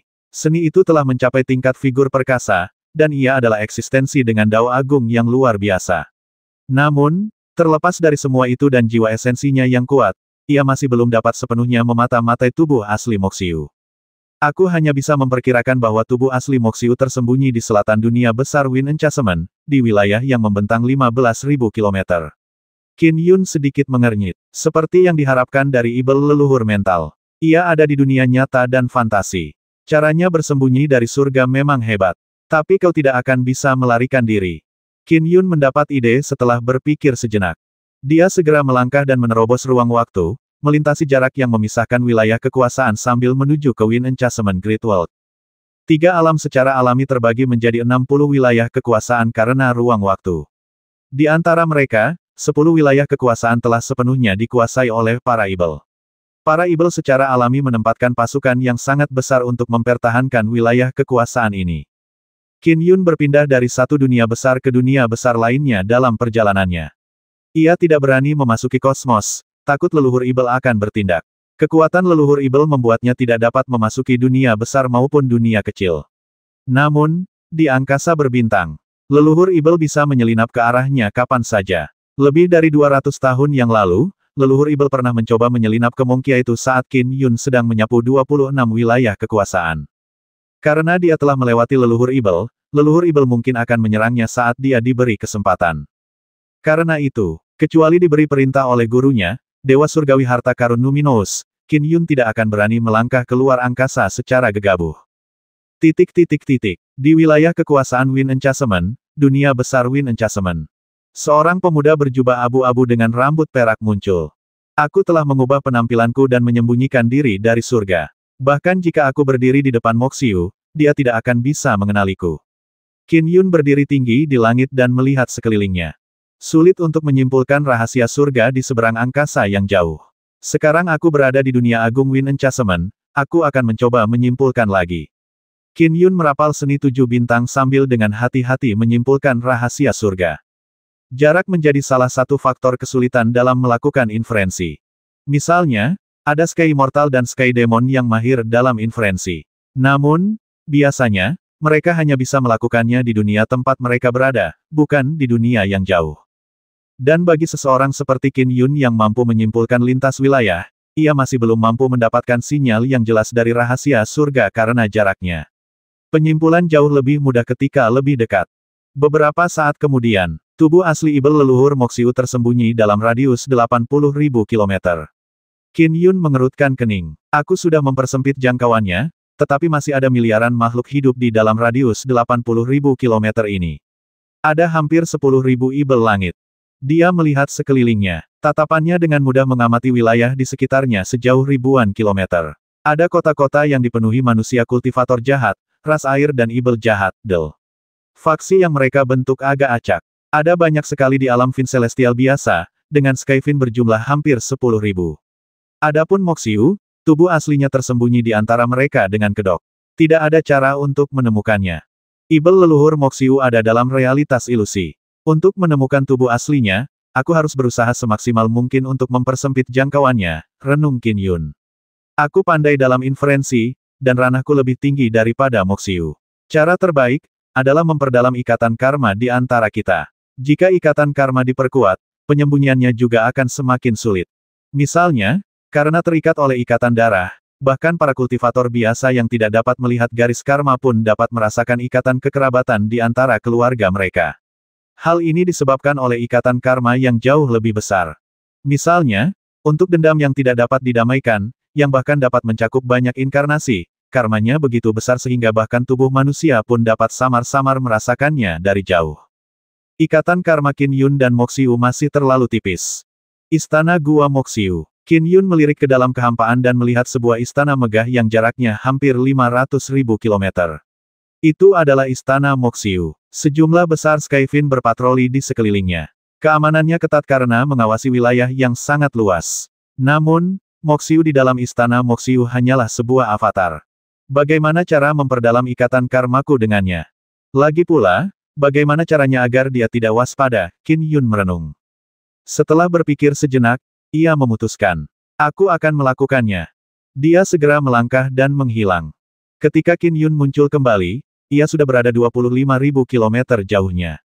Ia berdiri di udara sambil memandangi sebuah gua mewah yang dibangun di atas pegunungan di kejauhan. Angin gelap menderu-deru melintasinya, membuat tempat tinggal gua itu tampak kabur. Gua ini milik murid kesayangan Ibel leluhur Monchanton, Monchanton. Qin Yun menoleh. Dengan keahliannya di bidang ruang, ia mampu menembus batasan formasi susunan gua dan mengintip ke dalam.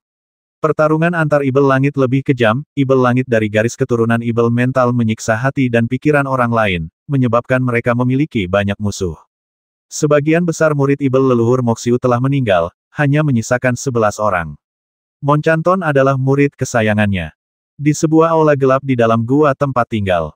Basmi kami, Monchanton, basmi kami jika kau mau. Kau Raja Ibel di daerah ini. Apa kau tidak merasa rendah diri menyiksa kami? Kelima tahanan yang ditahan berteriak-teriak marah. Ada yang tua, muda, dan perempuan. Duduk tinggi di singgasana, seorang pria tampan berkulit putih. Matanya memancarkan cahaya merah saat ia tersenyum. Aku, Monchanton, terkenal baik hati. Jangan khawatir, selama kau patuh mendengarkanku, ribuan murid dari Sekte Pengembalian Anginmu yang ditangkap hidup-hidup akan selamat. Mereka semua bisa selamat, kelima tahanan itu terkejut. Totalnya ada 12 tetua Sekte Pengembalian Angin, kata Monchanton sambil tersenyum tipis. Kalian berlima adalah satu-satunya yang selamat dari 3 putaran penyiksaan. Kelima tahanan itu tidak dapat menahan rasa berdebar-debar di jantung mereka. Hal itu membangkitkan kenangan akan siksaan mengerikan yang pernah mereka alami. Saking menyiksanya, mereka sampai memohon untuk mati. Kalian berlima telah membuatku terkesan, kata Monchanton sambil tersenyum. Itulah sebabnya aku memberi kalian semua kesempatan untuk hidup. Lebih dari itu, kalian akan mendapatkan kembali kebebasan kalian, dan bahkan kebebasan ribuan murid Sekte Pengembalian Angin. Apa yang kalian ingin kami lakukan, desak tetua yang di penjara itu. Keempat lainnya menatap Monchanton dengan saksama, mata mereka dipenuhi secerca antisipasi. Bisakah sekte mereka tetap eksis? Bisakah mereka juga mendapatkan kembali kebebasan mereka? Sudut bibir Monchanton melengkung ketika melihat ini. Ia berpikir, baguslah mereka masih ingin hidup. Mungkin Sekte Pengembalian Angin benar-benar bisa mengizinkanku membesarkan seorang pelayan Monchanton yang jahat. Kalian harus melakukan 5 hal. Setelah selesai, kalian akan mendapatkan kembali kebebasan kalian, bersama ribuan murid lainnya. Monchanton bertepuk tangan dan seketika, para Ibel langit di bawahnya membawa baskom-baskom berisi daging. Ada 5 baskom berisi daging, masing-masing diletakkan di depan kelima tahanan. Hal pertama yang harus kamu lakukan adalah menghabiskan baskom berisi daging itu, kata Monchanton sambil tersenyum. Kelima tahanan itu bingung. Makan daging. Bukankah itu terlalu sederhana? Akan kuberitahu sebelumnya. 7 tetua dari 12 tetua Sekte Pengembalian Anginmu gagal bertahan dari siksaan dan meninggal, kata Monchanton. Setelah mereka meninggal, aku memerintahkan bawahanku untuk mengambil daging mereka dan mencampurnya menjadi 5 baskom daging ini. Tidak, ekspresi kelima orang itu berubah. Suster Junior, salah satu tahanan laki-laki muda menatap semangkuk daging dan hampir menjadi gila. Ayah, ibu, seorang tahanan wanita menangis sambil menatap baskom berisi daging di depannya. Seketika, kelima orang itu menganggapnya tidak dapat diterima. Kalian semua kultivator jahat. Kenapa tidak bisakah kalian melakukan hal sepele seperti ini? Aku akan meminta kalian semua melakukan 5 tugas. Ini baru yang pertama. Monchanton menatap mereka dengan gembira. Di satu sisi, ia ingin melatih seorang pelayan jahat mental demon dari tugas-tugas seperti itu. Tetapi meskipun gagal, menyiksa jiwa seseorang, juga merupakan sesuatu yang dinikmati oleh mental demon Skyfin seperti dirinya. Aku tidak punya kesabaran. Kalau kau tidak makan, aku masih punya hukuman lain yang menantimu. Itu akan membuatmu berharap mati saja. Lagi pula, dari ribuan muridmu, tak satu pun akan lolos, kata Monchanton dingin. Makan, aku makan, teriak seorang tahanan berambut putih yang sudah lanjut usia dengan suara berat. Paman Tuan. Tahanan muda itu menoleh. Aku juga akan memakannya. Seorang tahanan wanita berwajah dingin memiliki tatapan gila di matanya. Bagus sekali. 2 sudah setuju untuk makan. Bagaimana dengan 3 lainnya? Tanya Monchanton. Yang lain menganggapnya tidak dapat diterima. Mereka memang pembudidaya yang kejam. Ibel langit bisa membasmi banyak sekali, tapi mereka terobsesi pada sesuatu. Dengan obsesi itu, mereka tidak tersesat saat mengembangkan cara-cara jahat. Jelas, 3 dari 5 tahanan tidak dapat menerimanya. Biarkan mereka berdua makan dulu, perintah Monchanton. 2 bawahan memegang baskom berisi daging dan mulai memberi makan keduanya. Melihat ini, Monchanton dipenuhi rasa penasaran. Ini baru tugas pertama. Setelah mencapai tugas kelima, kau akan tahu apa itu keputusasaan. Hahaha, aku tak sabar menantikannya. Tepat saat tetua berambut putih dan wanita berwajah dingin hendak makan dengan mata merah. Tiba-tiba, ledakan. Ada ledakan dari luar. Monchanton, ajalmu sudah di sini. Teriakan marah terdengar dari luar. Tetua berambut putih dan wanita dingin itu terkejut. Tatapan penuh harap terpancar di mata mereka saat mereka menoleh. Ketiga tahanan lainnya juga menoleh dengan penuh harap. Monchanton duduk di singgasananya dengan tenang. Ia tersenyum. Banyak orang menginginkanku mati. Padahal, aku duduk di sini dengan baik-baik saja. Dia berhasil memecahkan susunan itu secepat itu. Setelah berkata demikian, Monchanton tiba-tiba berdiri sambil menatap keluar istana dengan hikmat. Dia telah lama mengendalikan formasi susunan tempat tinggal gua untuk mempertahankan diri dari musuh. Bam, bam, bam, diiringi serangkaian ledakan, seorang pemuda berjubah abu-abu dan berambut perak menyerbu masuk. Di sekelilingnya terdapat 3 bulan sabit berwarna darah yang dipenuhi aura dangkal yang melonjak. Pemuda itu melotot ke arah Monchanton dengan mata penuh amarah dan niat membasmi. Monchanton, aku telah berkultivasi dengan keras selama bertahun-tahun hanya untuk membasmimu. Kau ditakdirkan hari ini. Bersiaplah untuk mati. Orang yang datang tentu saja adalah Qin Yun yang menyamar. Qin Yun telah menyaksikan semua ini dari jauh. Ia akhirnya kehilangan kesabaran ketika melihat apa yang akan terjadi. Tugas pertama memakan daging sudah membuatnya marah. Para ibel langit dari garis keturunan ibel mental dikenal sebagai maniak. Para kultivator Taois paling takut mengembangkan ibel mental, tetapi para ibel langit dari garis keturunan ibel mental sengaja menempuh jalur itu. Saat bersendewa, Qin Yun memiliki niat membasmi yang tak terbatas, ibel seperti itu pantas mati. Ia tidak bisa mentolerirnya. Namun, dia tetap bertindak sesuai rencana. Para ibel langit dari garis keturunan ibel mental memiliki banyak musuh, banyak yang menginginkan kepala mereka. Lebih dari separuh murid pribadi ibel leluhur Moxiu telah tewas akibat dendam yang mereka ciptakan, tetapi itu sangat umum. Inilah bencana yang sering dihadapi oleh mereka dari garis keturunan ibel mental. Kematian menanti mereka jika mereka gagal mengatasinya, tetapi selamat dari bencana berarti mereka dapat melangkah lebih jauh. Qin Yun berpura-pura menjadi seseorang yang menyimpan dendam terhadap Monchanton. Seseorang yang akhirnya mendapatkan kekuatan untuk membalas dendam setelah bertahun-tahun berkultivasi. Siapa kau? Monchanton berdiri dan melirik Qin Yun yang bergegas masuk, lalu berkata dengan santai, banyak sekali orang yang menaruh dendam padaku, banyak di antaranya yang tidak kukenal. Meskipun ia tampak santai, formasi susunan di bawah kakinya sudah mulai berputar. Ada formasi susunan di langit-langit yang berputar ke arah yang berlawanan. Lapisan cahaya melindungi Monchanton. Ini gua tempat tinggalnya. Bagaimana mungkin sarangnya tidak memiliki sarana untuk menyelamatkan nyawa? Formasi susunan ekspresi pemuda itu berubah saat ia berkata dengan dingin, kau mencoba mengulur waktu. Mati saja. Dengan mengatakan itu, bulan sabit berwarna darah tetap berada di sisinya untuk melindunginya sementara 2 lainnya melesat dengan kekuatan yang mengerikan, merobek kehampaan. Puah, puah, puah.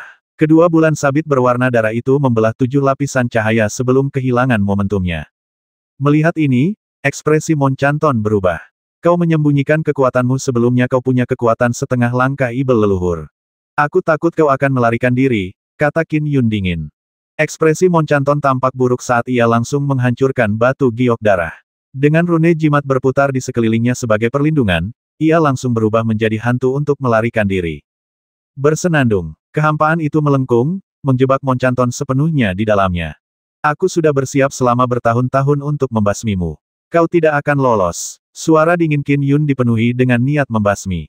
Tidak, tidak. Monchanton berada di ambang kegilaan saat dia memeras otaknya untuk mencari cara agar bisa melarikan diri. Kekuatannya hanya setara dengan ibel langit tingkat ke-9. Sebagai ibel langit dari garis keturunan ibel mental, kemampuan bertahan hidupnya sangat tak terduga dan luar biasa meskipun ia memiliki kekuatan serangan biasa. Bahkan jika ibel leluhur setengah langkah menyerangnya, ia masih bisa lolos jika ada sedikit saja kecerobohan dari pihak penyerang. Oleh karena itu, Qin Yun berpura-pura menjadi ibel leluhur setengah langkah yang telah melakukan persiapan yang sulit. Ia ingin membuat Monchanton merasa sangat putus asa. Tubuh Monchanton melengkung dalam upaya membuat terowongan melalui kekosongan, tetapi ia gagal melakukannya. Bawahan Monchanton telah lama melarikan diri jauh ketika mereka menyadari situasi semakin memburuk. Sebenarnya dia adalah ibel leluhur setengah langkah. Tuan punya terlalu banyak musuh. Masalah besar telah menimpanya. Adapun 5 tawanan dari Sekte Pengembalian Angin di aula, mereka bergidik ngeri. Mereka menyimpan dendam yang amat besar terhadap Monchanton. Tak terhitung anggota sekte mereka yang tewas atau terluka di tangannya. Hanya beberapa ribu murid yang masih hidup, dan merekalah 5 anggota eselon atas sekte yang tersisa. Hahaha, Monchanton, ini pembalasan. Bahkan sebagai Ibel, kalian harus berhati-hati terhadap pembalasan karma. Kalian akan mati begitu pembalasan itu menimpa kalian. Ayah, Ibu, Monchanton ini akhirnya sekarat. Dia sekarat. Seorang tahanan wanita menangis. Monchanton, aku bisa mati dengan tenang sekarang karena aku bisa melihatmu mati. Senior, kami juga punya dendam besar dengan Monchanton. Tolong selamatkan kami. Senior, kelima orang itu berbicara satu demi satu. Namun, Qin Yun mengabaikan mereka sepenuhnya. Meskipun kelima Ibel langit ini telah disiksa oleh Monchanton, mereka juga telah melakukan dosa-dosa keji. Mereka juga telah membasmi banyak orang, hanya untuk menyerah dan disiksa dalam kondisi tragis seperti itu akibat garis keturunan Ibel mental yang paling aneh dari Dao Ibel. Faktanya, hampir semua kultivator di Dao Ibel adalah sama. Hanya sedikit yang bisa bersih dari noda ketika mencoba-coba seni keji seperti itu. Mati, Qin Yun bertindak seolah-olah mengerahkan segenap tenaganya. Ia mengendalikan bulan sabit berwarna darah dan memunculkan apa yang tampak seperti harta karun yang kuat. Dia tampak mengerahkan segenap kemampuannya, tetapi Qin Yun berpikir dalam hati, Skyfin dari garis keturunan mental Demon di Cakrawala ke-9 memiliki kemampuan bertahan hidup yang cukup mengesankan. Menghabiskan sekitar 10 detik untuk membasminya sebagai Ancestral Fin setengah langkah sudah cukup normal. Selama Ancestral Fin Moxiu bersedia menyelamatkan muridnya, 10 detik itu sudah pasti cukup. Moxiu, apakah kau datang untuk menyelamatkan muridmu atau kau akan melihatnya mati? Qin Yun sedang menunggu. Istana Moxiu. Ini adalah istana gua tempat tinggal Ibel leluhur Moxiu. Ada banyak sekali Ibel langit yang berpatroli di sekelilingnya. Meskipun tubuh asli Moxiu tidak ada di sini, ia tetap meninggalkan avatar di sana untuk menangani segala macam urusan. Banyak muridnya juga sering meninggalkan avatar di sini bahkan saat bepergian keluar. Di sebuah aula yang megah, Moxiu duduk bersila sendirian di dalam. Tubuhnya begitu halus seolah-olah ia adalah eksistensi ilusi. Ia diselimuti lingkaran cahaya keemasan pucat. Tiba-tiba, ia merasakan sesuatu dan memberi perintah, kalian semua, pergilah. Ya, para pelayan di dalam aula segera pergi. Moxiu berdiri dan tiba-tiba sesosok muncul di aula. Sosok itu adalah seorang tetua berambut putih dan berjubah putih dengan wajah penuh belas kasih. Sosok itu juga memancarkan lingkaran cahaya keemasan pucat.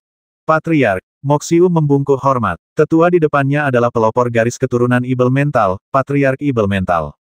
Meskipun ia hanya memiliki kekuatan puncak Ibel leluhur, sebagai pencipta garis keturunan paling aneh dalam Dao Ibel, ancaman yang ia berikan kepada para Taois, Buddha, dan pengadilan surgawi sama sekali tidak kurang dari keberadaan dengan Dao Agung yang sempurna.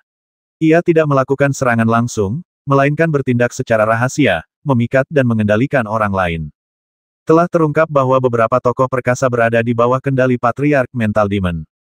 Moxiu, tanya Patriark Ibel Mental. Apakah kau berhasil mengumpulkan informasi tentang Yang Jian? Hamba Ibel Mentalku adalah bawahannya, yang memegang jabatan jenderal, kata Moxiu sambil mengerutkan kening. Yang Jian pernah muncul ketika Qin Yun menyapu bersih 26 wilayah Ibel kita, tetapi dia tidak pernah meninggalkan sungai Guanjiang. Rahasia surgawi di balik sungai Guanjiang samar-samar, sehingga sulit untuk dimata-matai. Pelayan Ibel Mentalku pasti akan mengawasi. Begitu Yang Jian melakukan sesuatu yang penting, segera beritahu aku, perintah Patriark Ibel Mental. Baik, Patriark, jawab Moxiu. Patriark Mental Demon mengangguk sedikit sebelum avatarnya menghilang. Moxiu duduk bersila lagi sambil mengerutkan kening. Yang Jian hanyalah dewa emas tingkat puncak. Meskipun ia berkultivasi dalam seni Arcana 89, keberadaannya tidak memberikan dampak yang signifikan terhadap pengadilan surgawi dan para Taois. Terserahlah, aku akan mematuhi perintah yang diberikan. Selama bertahun-tahun, Moxiu bisa merasakan para Ibel sedang bersiap untuk sesuatu. Namun, itu hanya firasat samar. Tiba-tiba, Guru, selamatkan aku, selamatkan aku. Sebuah teriakan terdengar dari luar aula. Masuk. Moxiu mengerutkan kening saat dia mengendalikan formasi susunan gua dan membiarkan avatar Monchanton masuk. Begitu avatar Monchanton masuk, ia berkata dengan panik, Tuan, Ibel leluhur setengah langkah telah tiba di gua tempat tinggalku dan mencoba membasmiku. Aku tidak bisa bertahan lebih lama lagi. Apa kilatan tajam melintas di mata Moxiu, Ibel leluhur setengah langkah yang mana? Di antara ke-11 muridnya yang tersisa, Monchanton memang yang paling dicintainya. Aku tidak mengenalnya. Mungkin salah satu musuhku yang baru saja mendapat pencerahan. Dia tidak segan-segan mengorbankan nyawanya untuk membasmiku. Avatar Monchanton berlutut sambil berkata cepat, Tuan, aku tidak bisa bertahan lebih lama lagi. Tuan, selamatkan aku. Kau tidak tahu Moxiu sedikit mengernyit, dan tak lama kemudian, raut khawatir terpancar di matanya. Aku mencoba menyelidiki ikatan karma dengan tubuh asliku, tapi gagal apa latar belakang ibel leluhur setengah langkah ini tak masalah. Aku masih harus memikirkan cara untuk menyelamatkan muridku dulu. Saudaraku kan, muridku, Monchanton, sedang diserang oleh ibel leluhur setengah langkah di gua tempat tinggalnya. Tolong bantu selamatkan muridku. Moxiu, siapakah ibel leluhur setengah langkah itu, apa latar belakangnya? Aku sudah mencoba menyimpulkan hubungan karma, tetapi gagal menemukan apapun. Mungkin dia punya harta karun langka yang mengaburkan rahasia surga. Kalau kau membasminya, kau mungkin bisa mendapatkan harta karun sakti itu. Mungkin juga dia punya latar belakang yang kuat. Membantu mungkin malah akan menyusahkanku. Aku tidak akan bisa memberikan bantuan apapun. Dua suara berkomunikasi melalui transmisi suara karma melintasi jarak yang sangat jauh. Ibel leluhur setengah langkah dianggap sebagai ahli yang kuat di antara para ibel. Mereka biasanya memiliki master, bahkan jika mereka awalnya adalah kultivator keliling, dengan menjadi ibel leluhur setengah langkah, itu berarti mereka dapat bergabung dengan faksi yang kuat. Ibel leluhur Kukan enggan membantu melawan ibel leluhur setengah langkah yang identitasnya masih misterius. Tuan, aku tak sanggup bertahan lebih lama lagi. Teriak Avatar Monchanton putus asa sambil bersujud dengan panik. Meskipun kita punya ikatan, Kukan tetap tidak ingin menyerang ibel leluhur setengah langkah yang tidak dikenal. Mungkin, hanya seseorang dengan kekuatan ibel leluhur tingkat puncak yang tidak keberatan menyela. Namun, harga untuk mendapatkan bantuan dari entitas semacam itu terlalu tinggi. Muridku ini tidak sepadan. Moxiu telah mengambil keputusan sambil menatap muridnya yang sedang bersujud. Jangan khawatir, aku akan menyelamatkanmu, kata Moxiu sambil menatap muridnya. Terima kasih, Guru. Terima kasih. Avatar Monchanton sangat gembira saat ia buru-buru berkata, Guru, mengapa Anda belum bertindak? Aku sudah meminta ibel leluhur lain untuk membantu. Dia akan segera bertindak. Moxiu tersenyum pada muridnya. Aku tak tahan lagi. Tidak lagi. Tuan, cepat, cepat. Mata Avatar Monchanton memerah. Tuan. Hua. Avatar Monchanton menghilang. Karena tubuh aslinya telah mati, avatarnya pun menghilang secara alami. Murid, jangan khawatir. Aku akan membalas kematianmu. Tatapan Moxiu dingin. Aku akan menyelidiki perlahan siapa ibel leluhur setengah langkah itu. Monchanton akhirnya dibasmi oleh pemuda berjubah abu-abu setelah bertahan sekitar 10 detik yang menyiksa. Ibel langit cakrawala ke-9 dari garis keturunan ibel mental telah musnah begitu saja. Dia akhirnya mati. Hahaha, aku sudah lama menantikan hari ini. Qin Yun tertawa terbahak-bahak sambil pergi dalam wujud seberkas cahaya. Senior, selamatkan kami. Selamatkan kami. Kelima tahanan itu masih berteriak, tetapi Qin Yun tidak kembali. Qin Yun muncul di padang rumput yang tandus. Bagus sekali, Moxiu. Seperti yang diharapkan dari ibel leluhur dari garis keturunan ibel mental. Sungguh licik dan teliti, kata Qin Yun lembut. Dia mungkin tidak bisa menyimpulkan latar belakangku.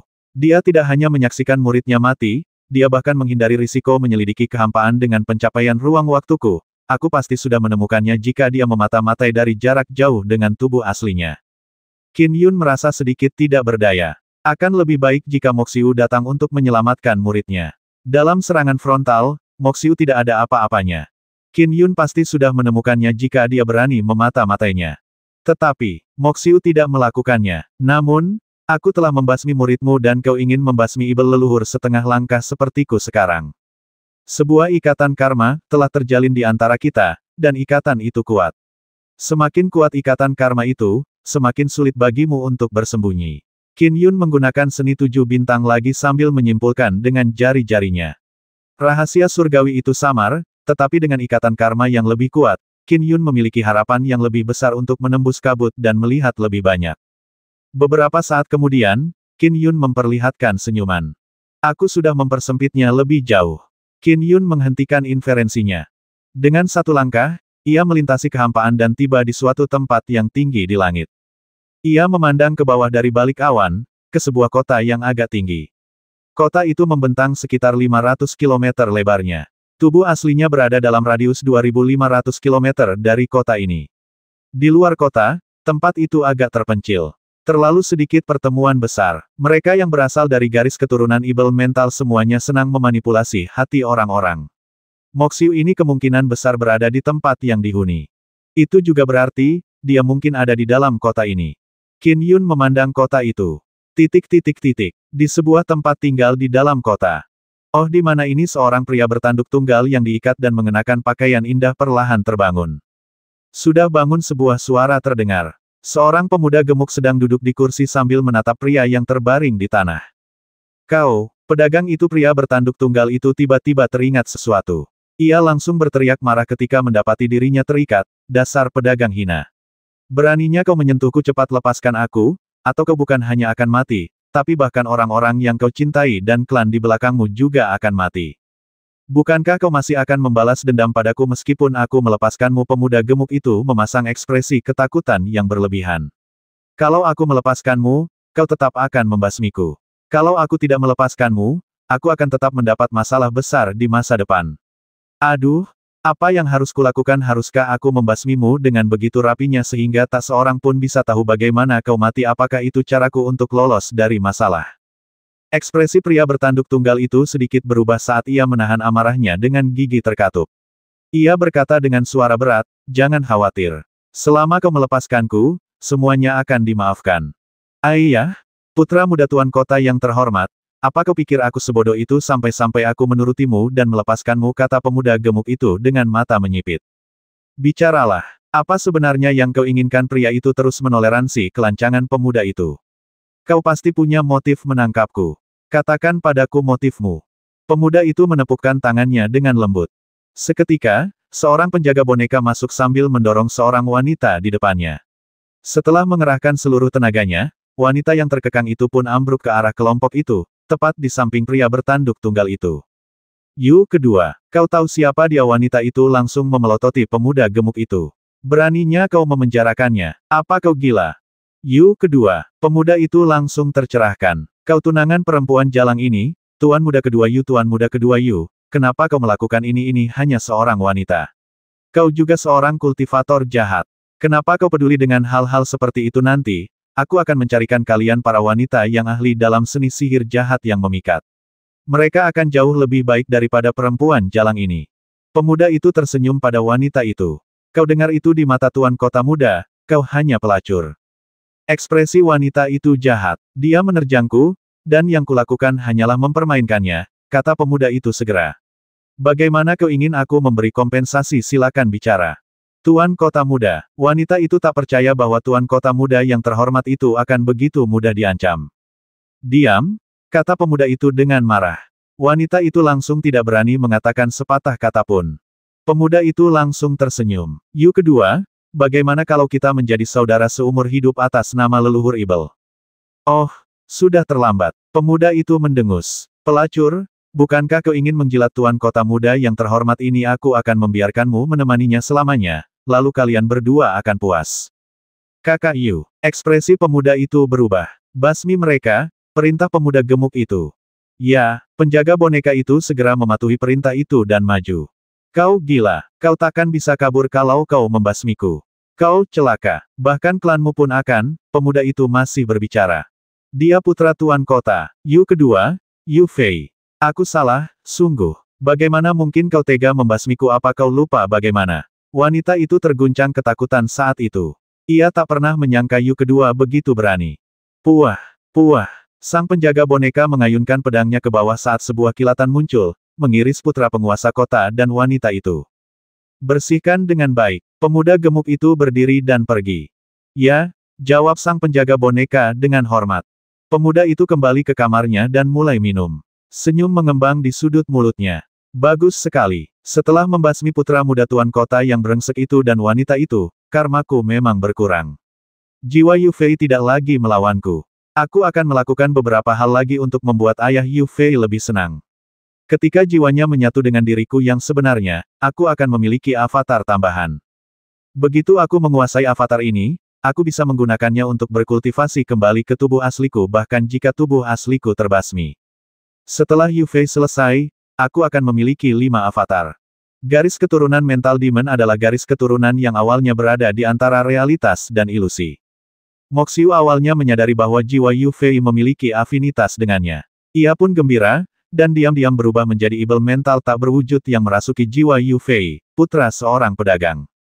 Dia pertama-tama menggunakan kesabarannya untuk perlahan-lahan memicu hasrat dalam hati Yu Fei dan sementara dia dipengaruhi oleh hasratnya. Moxiu sebagai ibel mental mulai menyusup perlahan-lahan. Sekarang, Moxiu sudah sepenuhnya mengendalikan jiwa Yu Fei. Bahkan, ia bisa menyatu sempurna menjadi satu dalam beberapa hari lagi. Bagaimana dengan tuan kota atau putranya bagi ibel leluhur, mereka hanyalah semut. Namun, sekarang setelah muridku, Mon Chanton, terbasmi, aku penasaran siapa ibel leluhur setengah langkah itu. Pemuda itu mengerutkan kening, kilatan ganas melintas di matanya. Aku akan mencarimu perlahan. Siang berganti malam. Di langit malam, Qin Yun melihat ke bawah dari awan.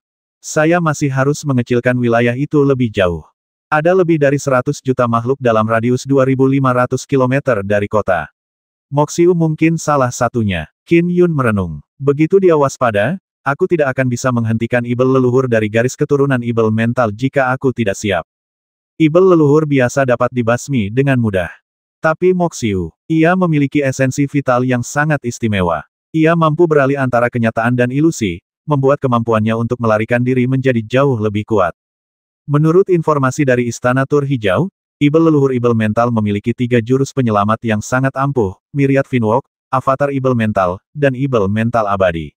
Namun, ibel mental abadi kemungkinan besar hanya dikuasai oleh Patriark Ibel Mental.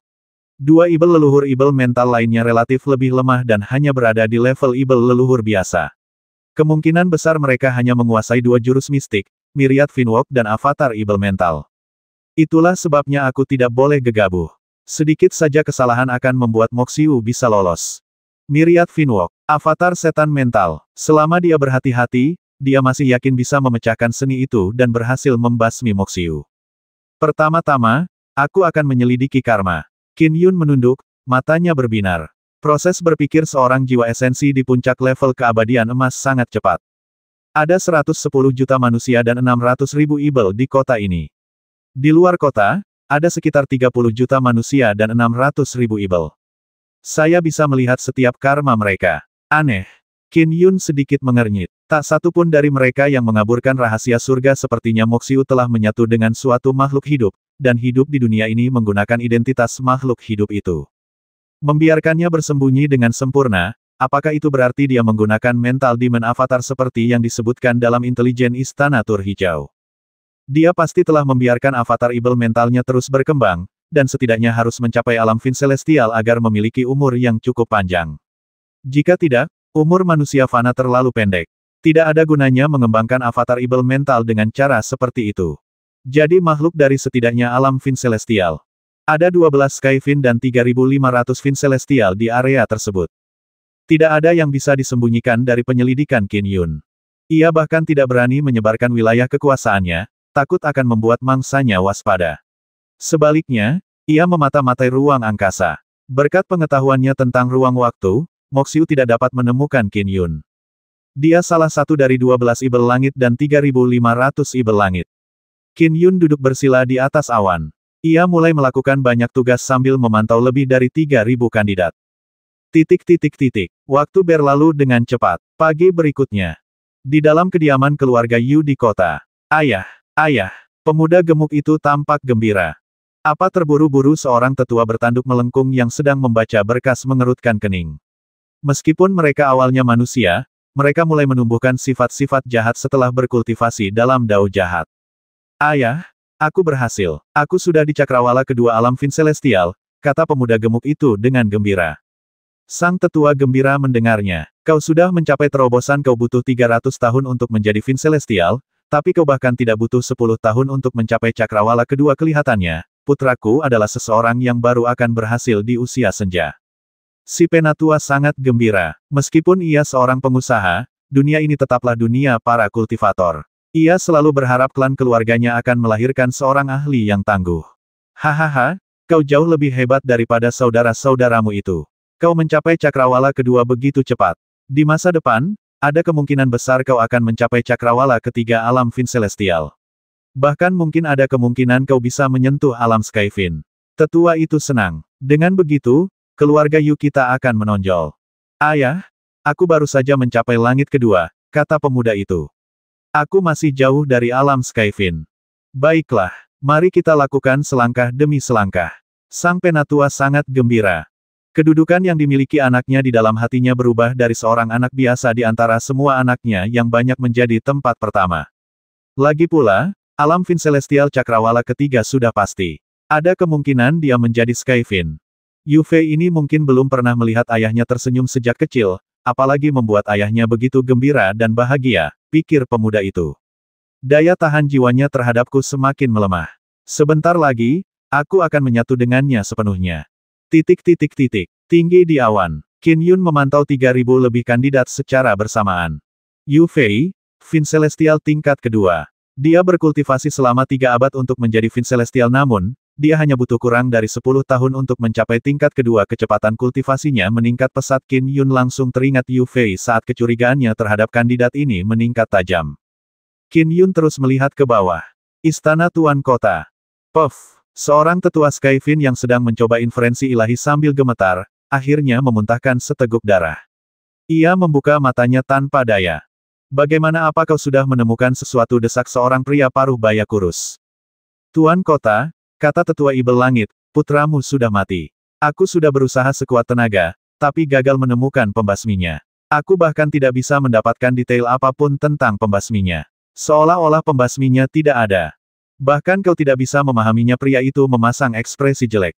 Entah si pembasmi memiliki benda mistis yang menyembunyikannya dari rahasia surgawi, atau mereka sangat kuat, mungkin jauh lebih kuat darimu, kata sesepuh itu. Pria itu mengerutkan kening sambil berpikir sebelum berkata dengan dingin, jika orang itu jauh lebih kuat dariku, mereka mungkin datang ke daerah ini secara kebetulan. Putraku pasti telah menyinggung orang itu secara tidak sengaja dan terbasmi.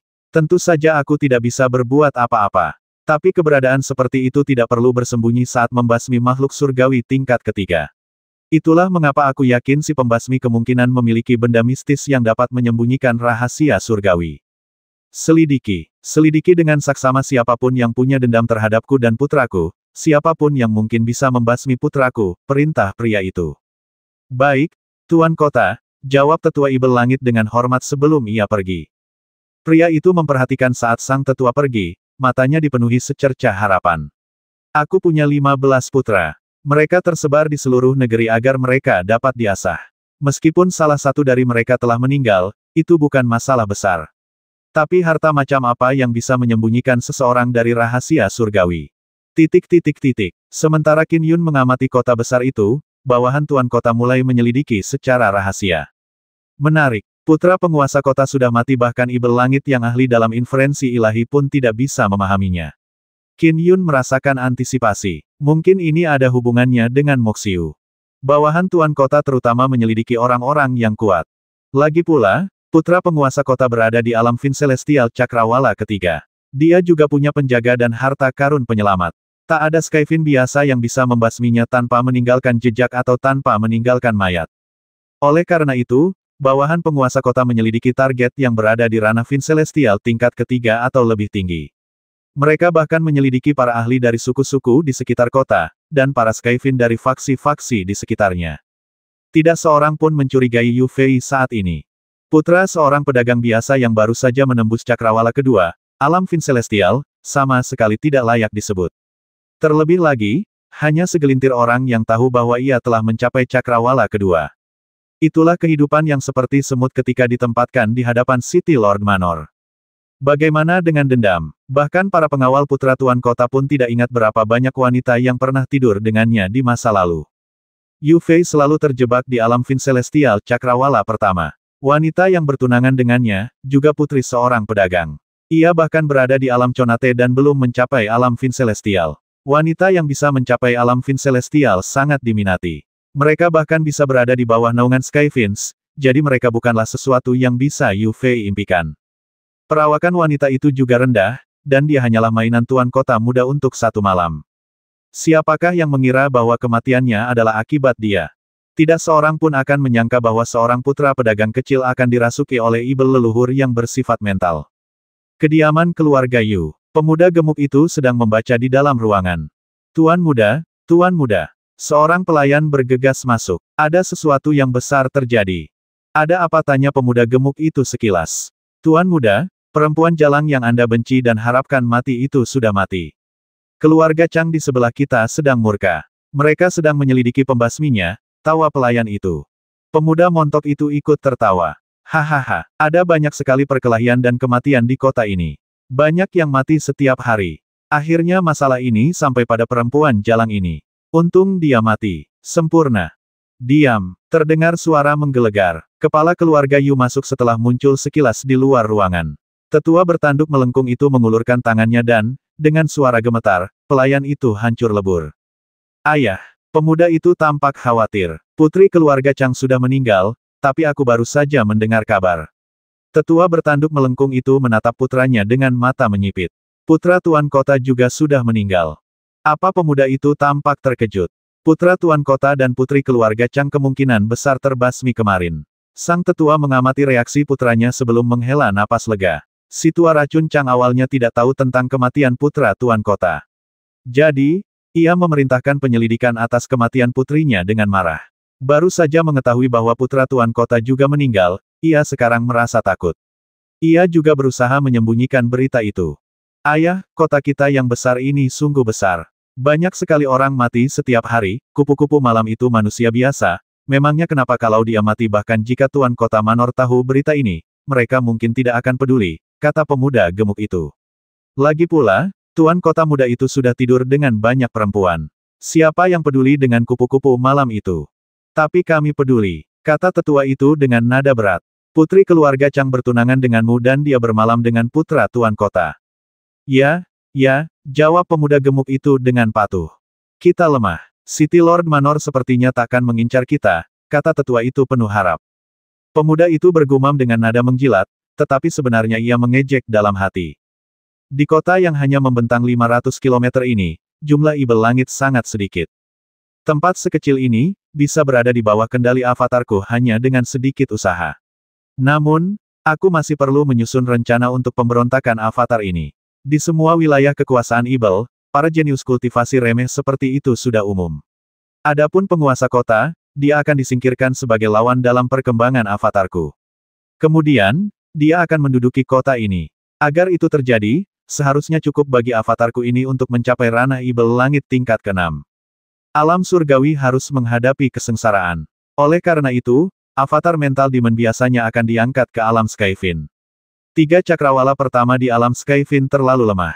Cakrawala ke-6 adalah yang paling cocok. Cakrawala ke-6 tidak terlalu mencolok, tetapi cukup untuk merebut dan mempertahankan kendali sebuah kota. Kepada ibel leluhur Moxiu, semuanya sangat sederhana. Ia perlu menyatu sempurna dengan jiwa tubuh, sambil menampilkan lintasan kultivasi yang normal di permukaan. Apa yang sedang kamu baca? Sang tetua tiba-tiba melihat buku di tangan pemuda itu. Ayah, bisik pemuda itu. Ini buku panduan kultivasi yang tak sengaja kutemukan. Ke alam tertinggi manakah yang dapat kau capai dengan itu? Desak sang sesepuh. Itu bisa mencapai alam Skyfin. Puncaknya di alam Skyfin keluarga Yu kami punya buku panduan dalam koleksi kami.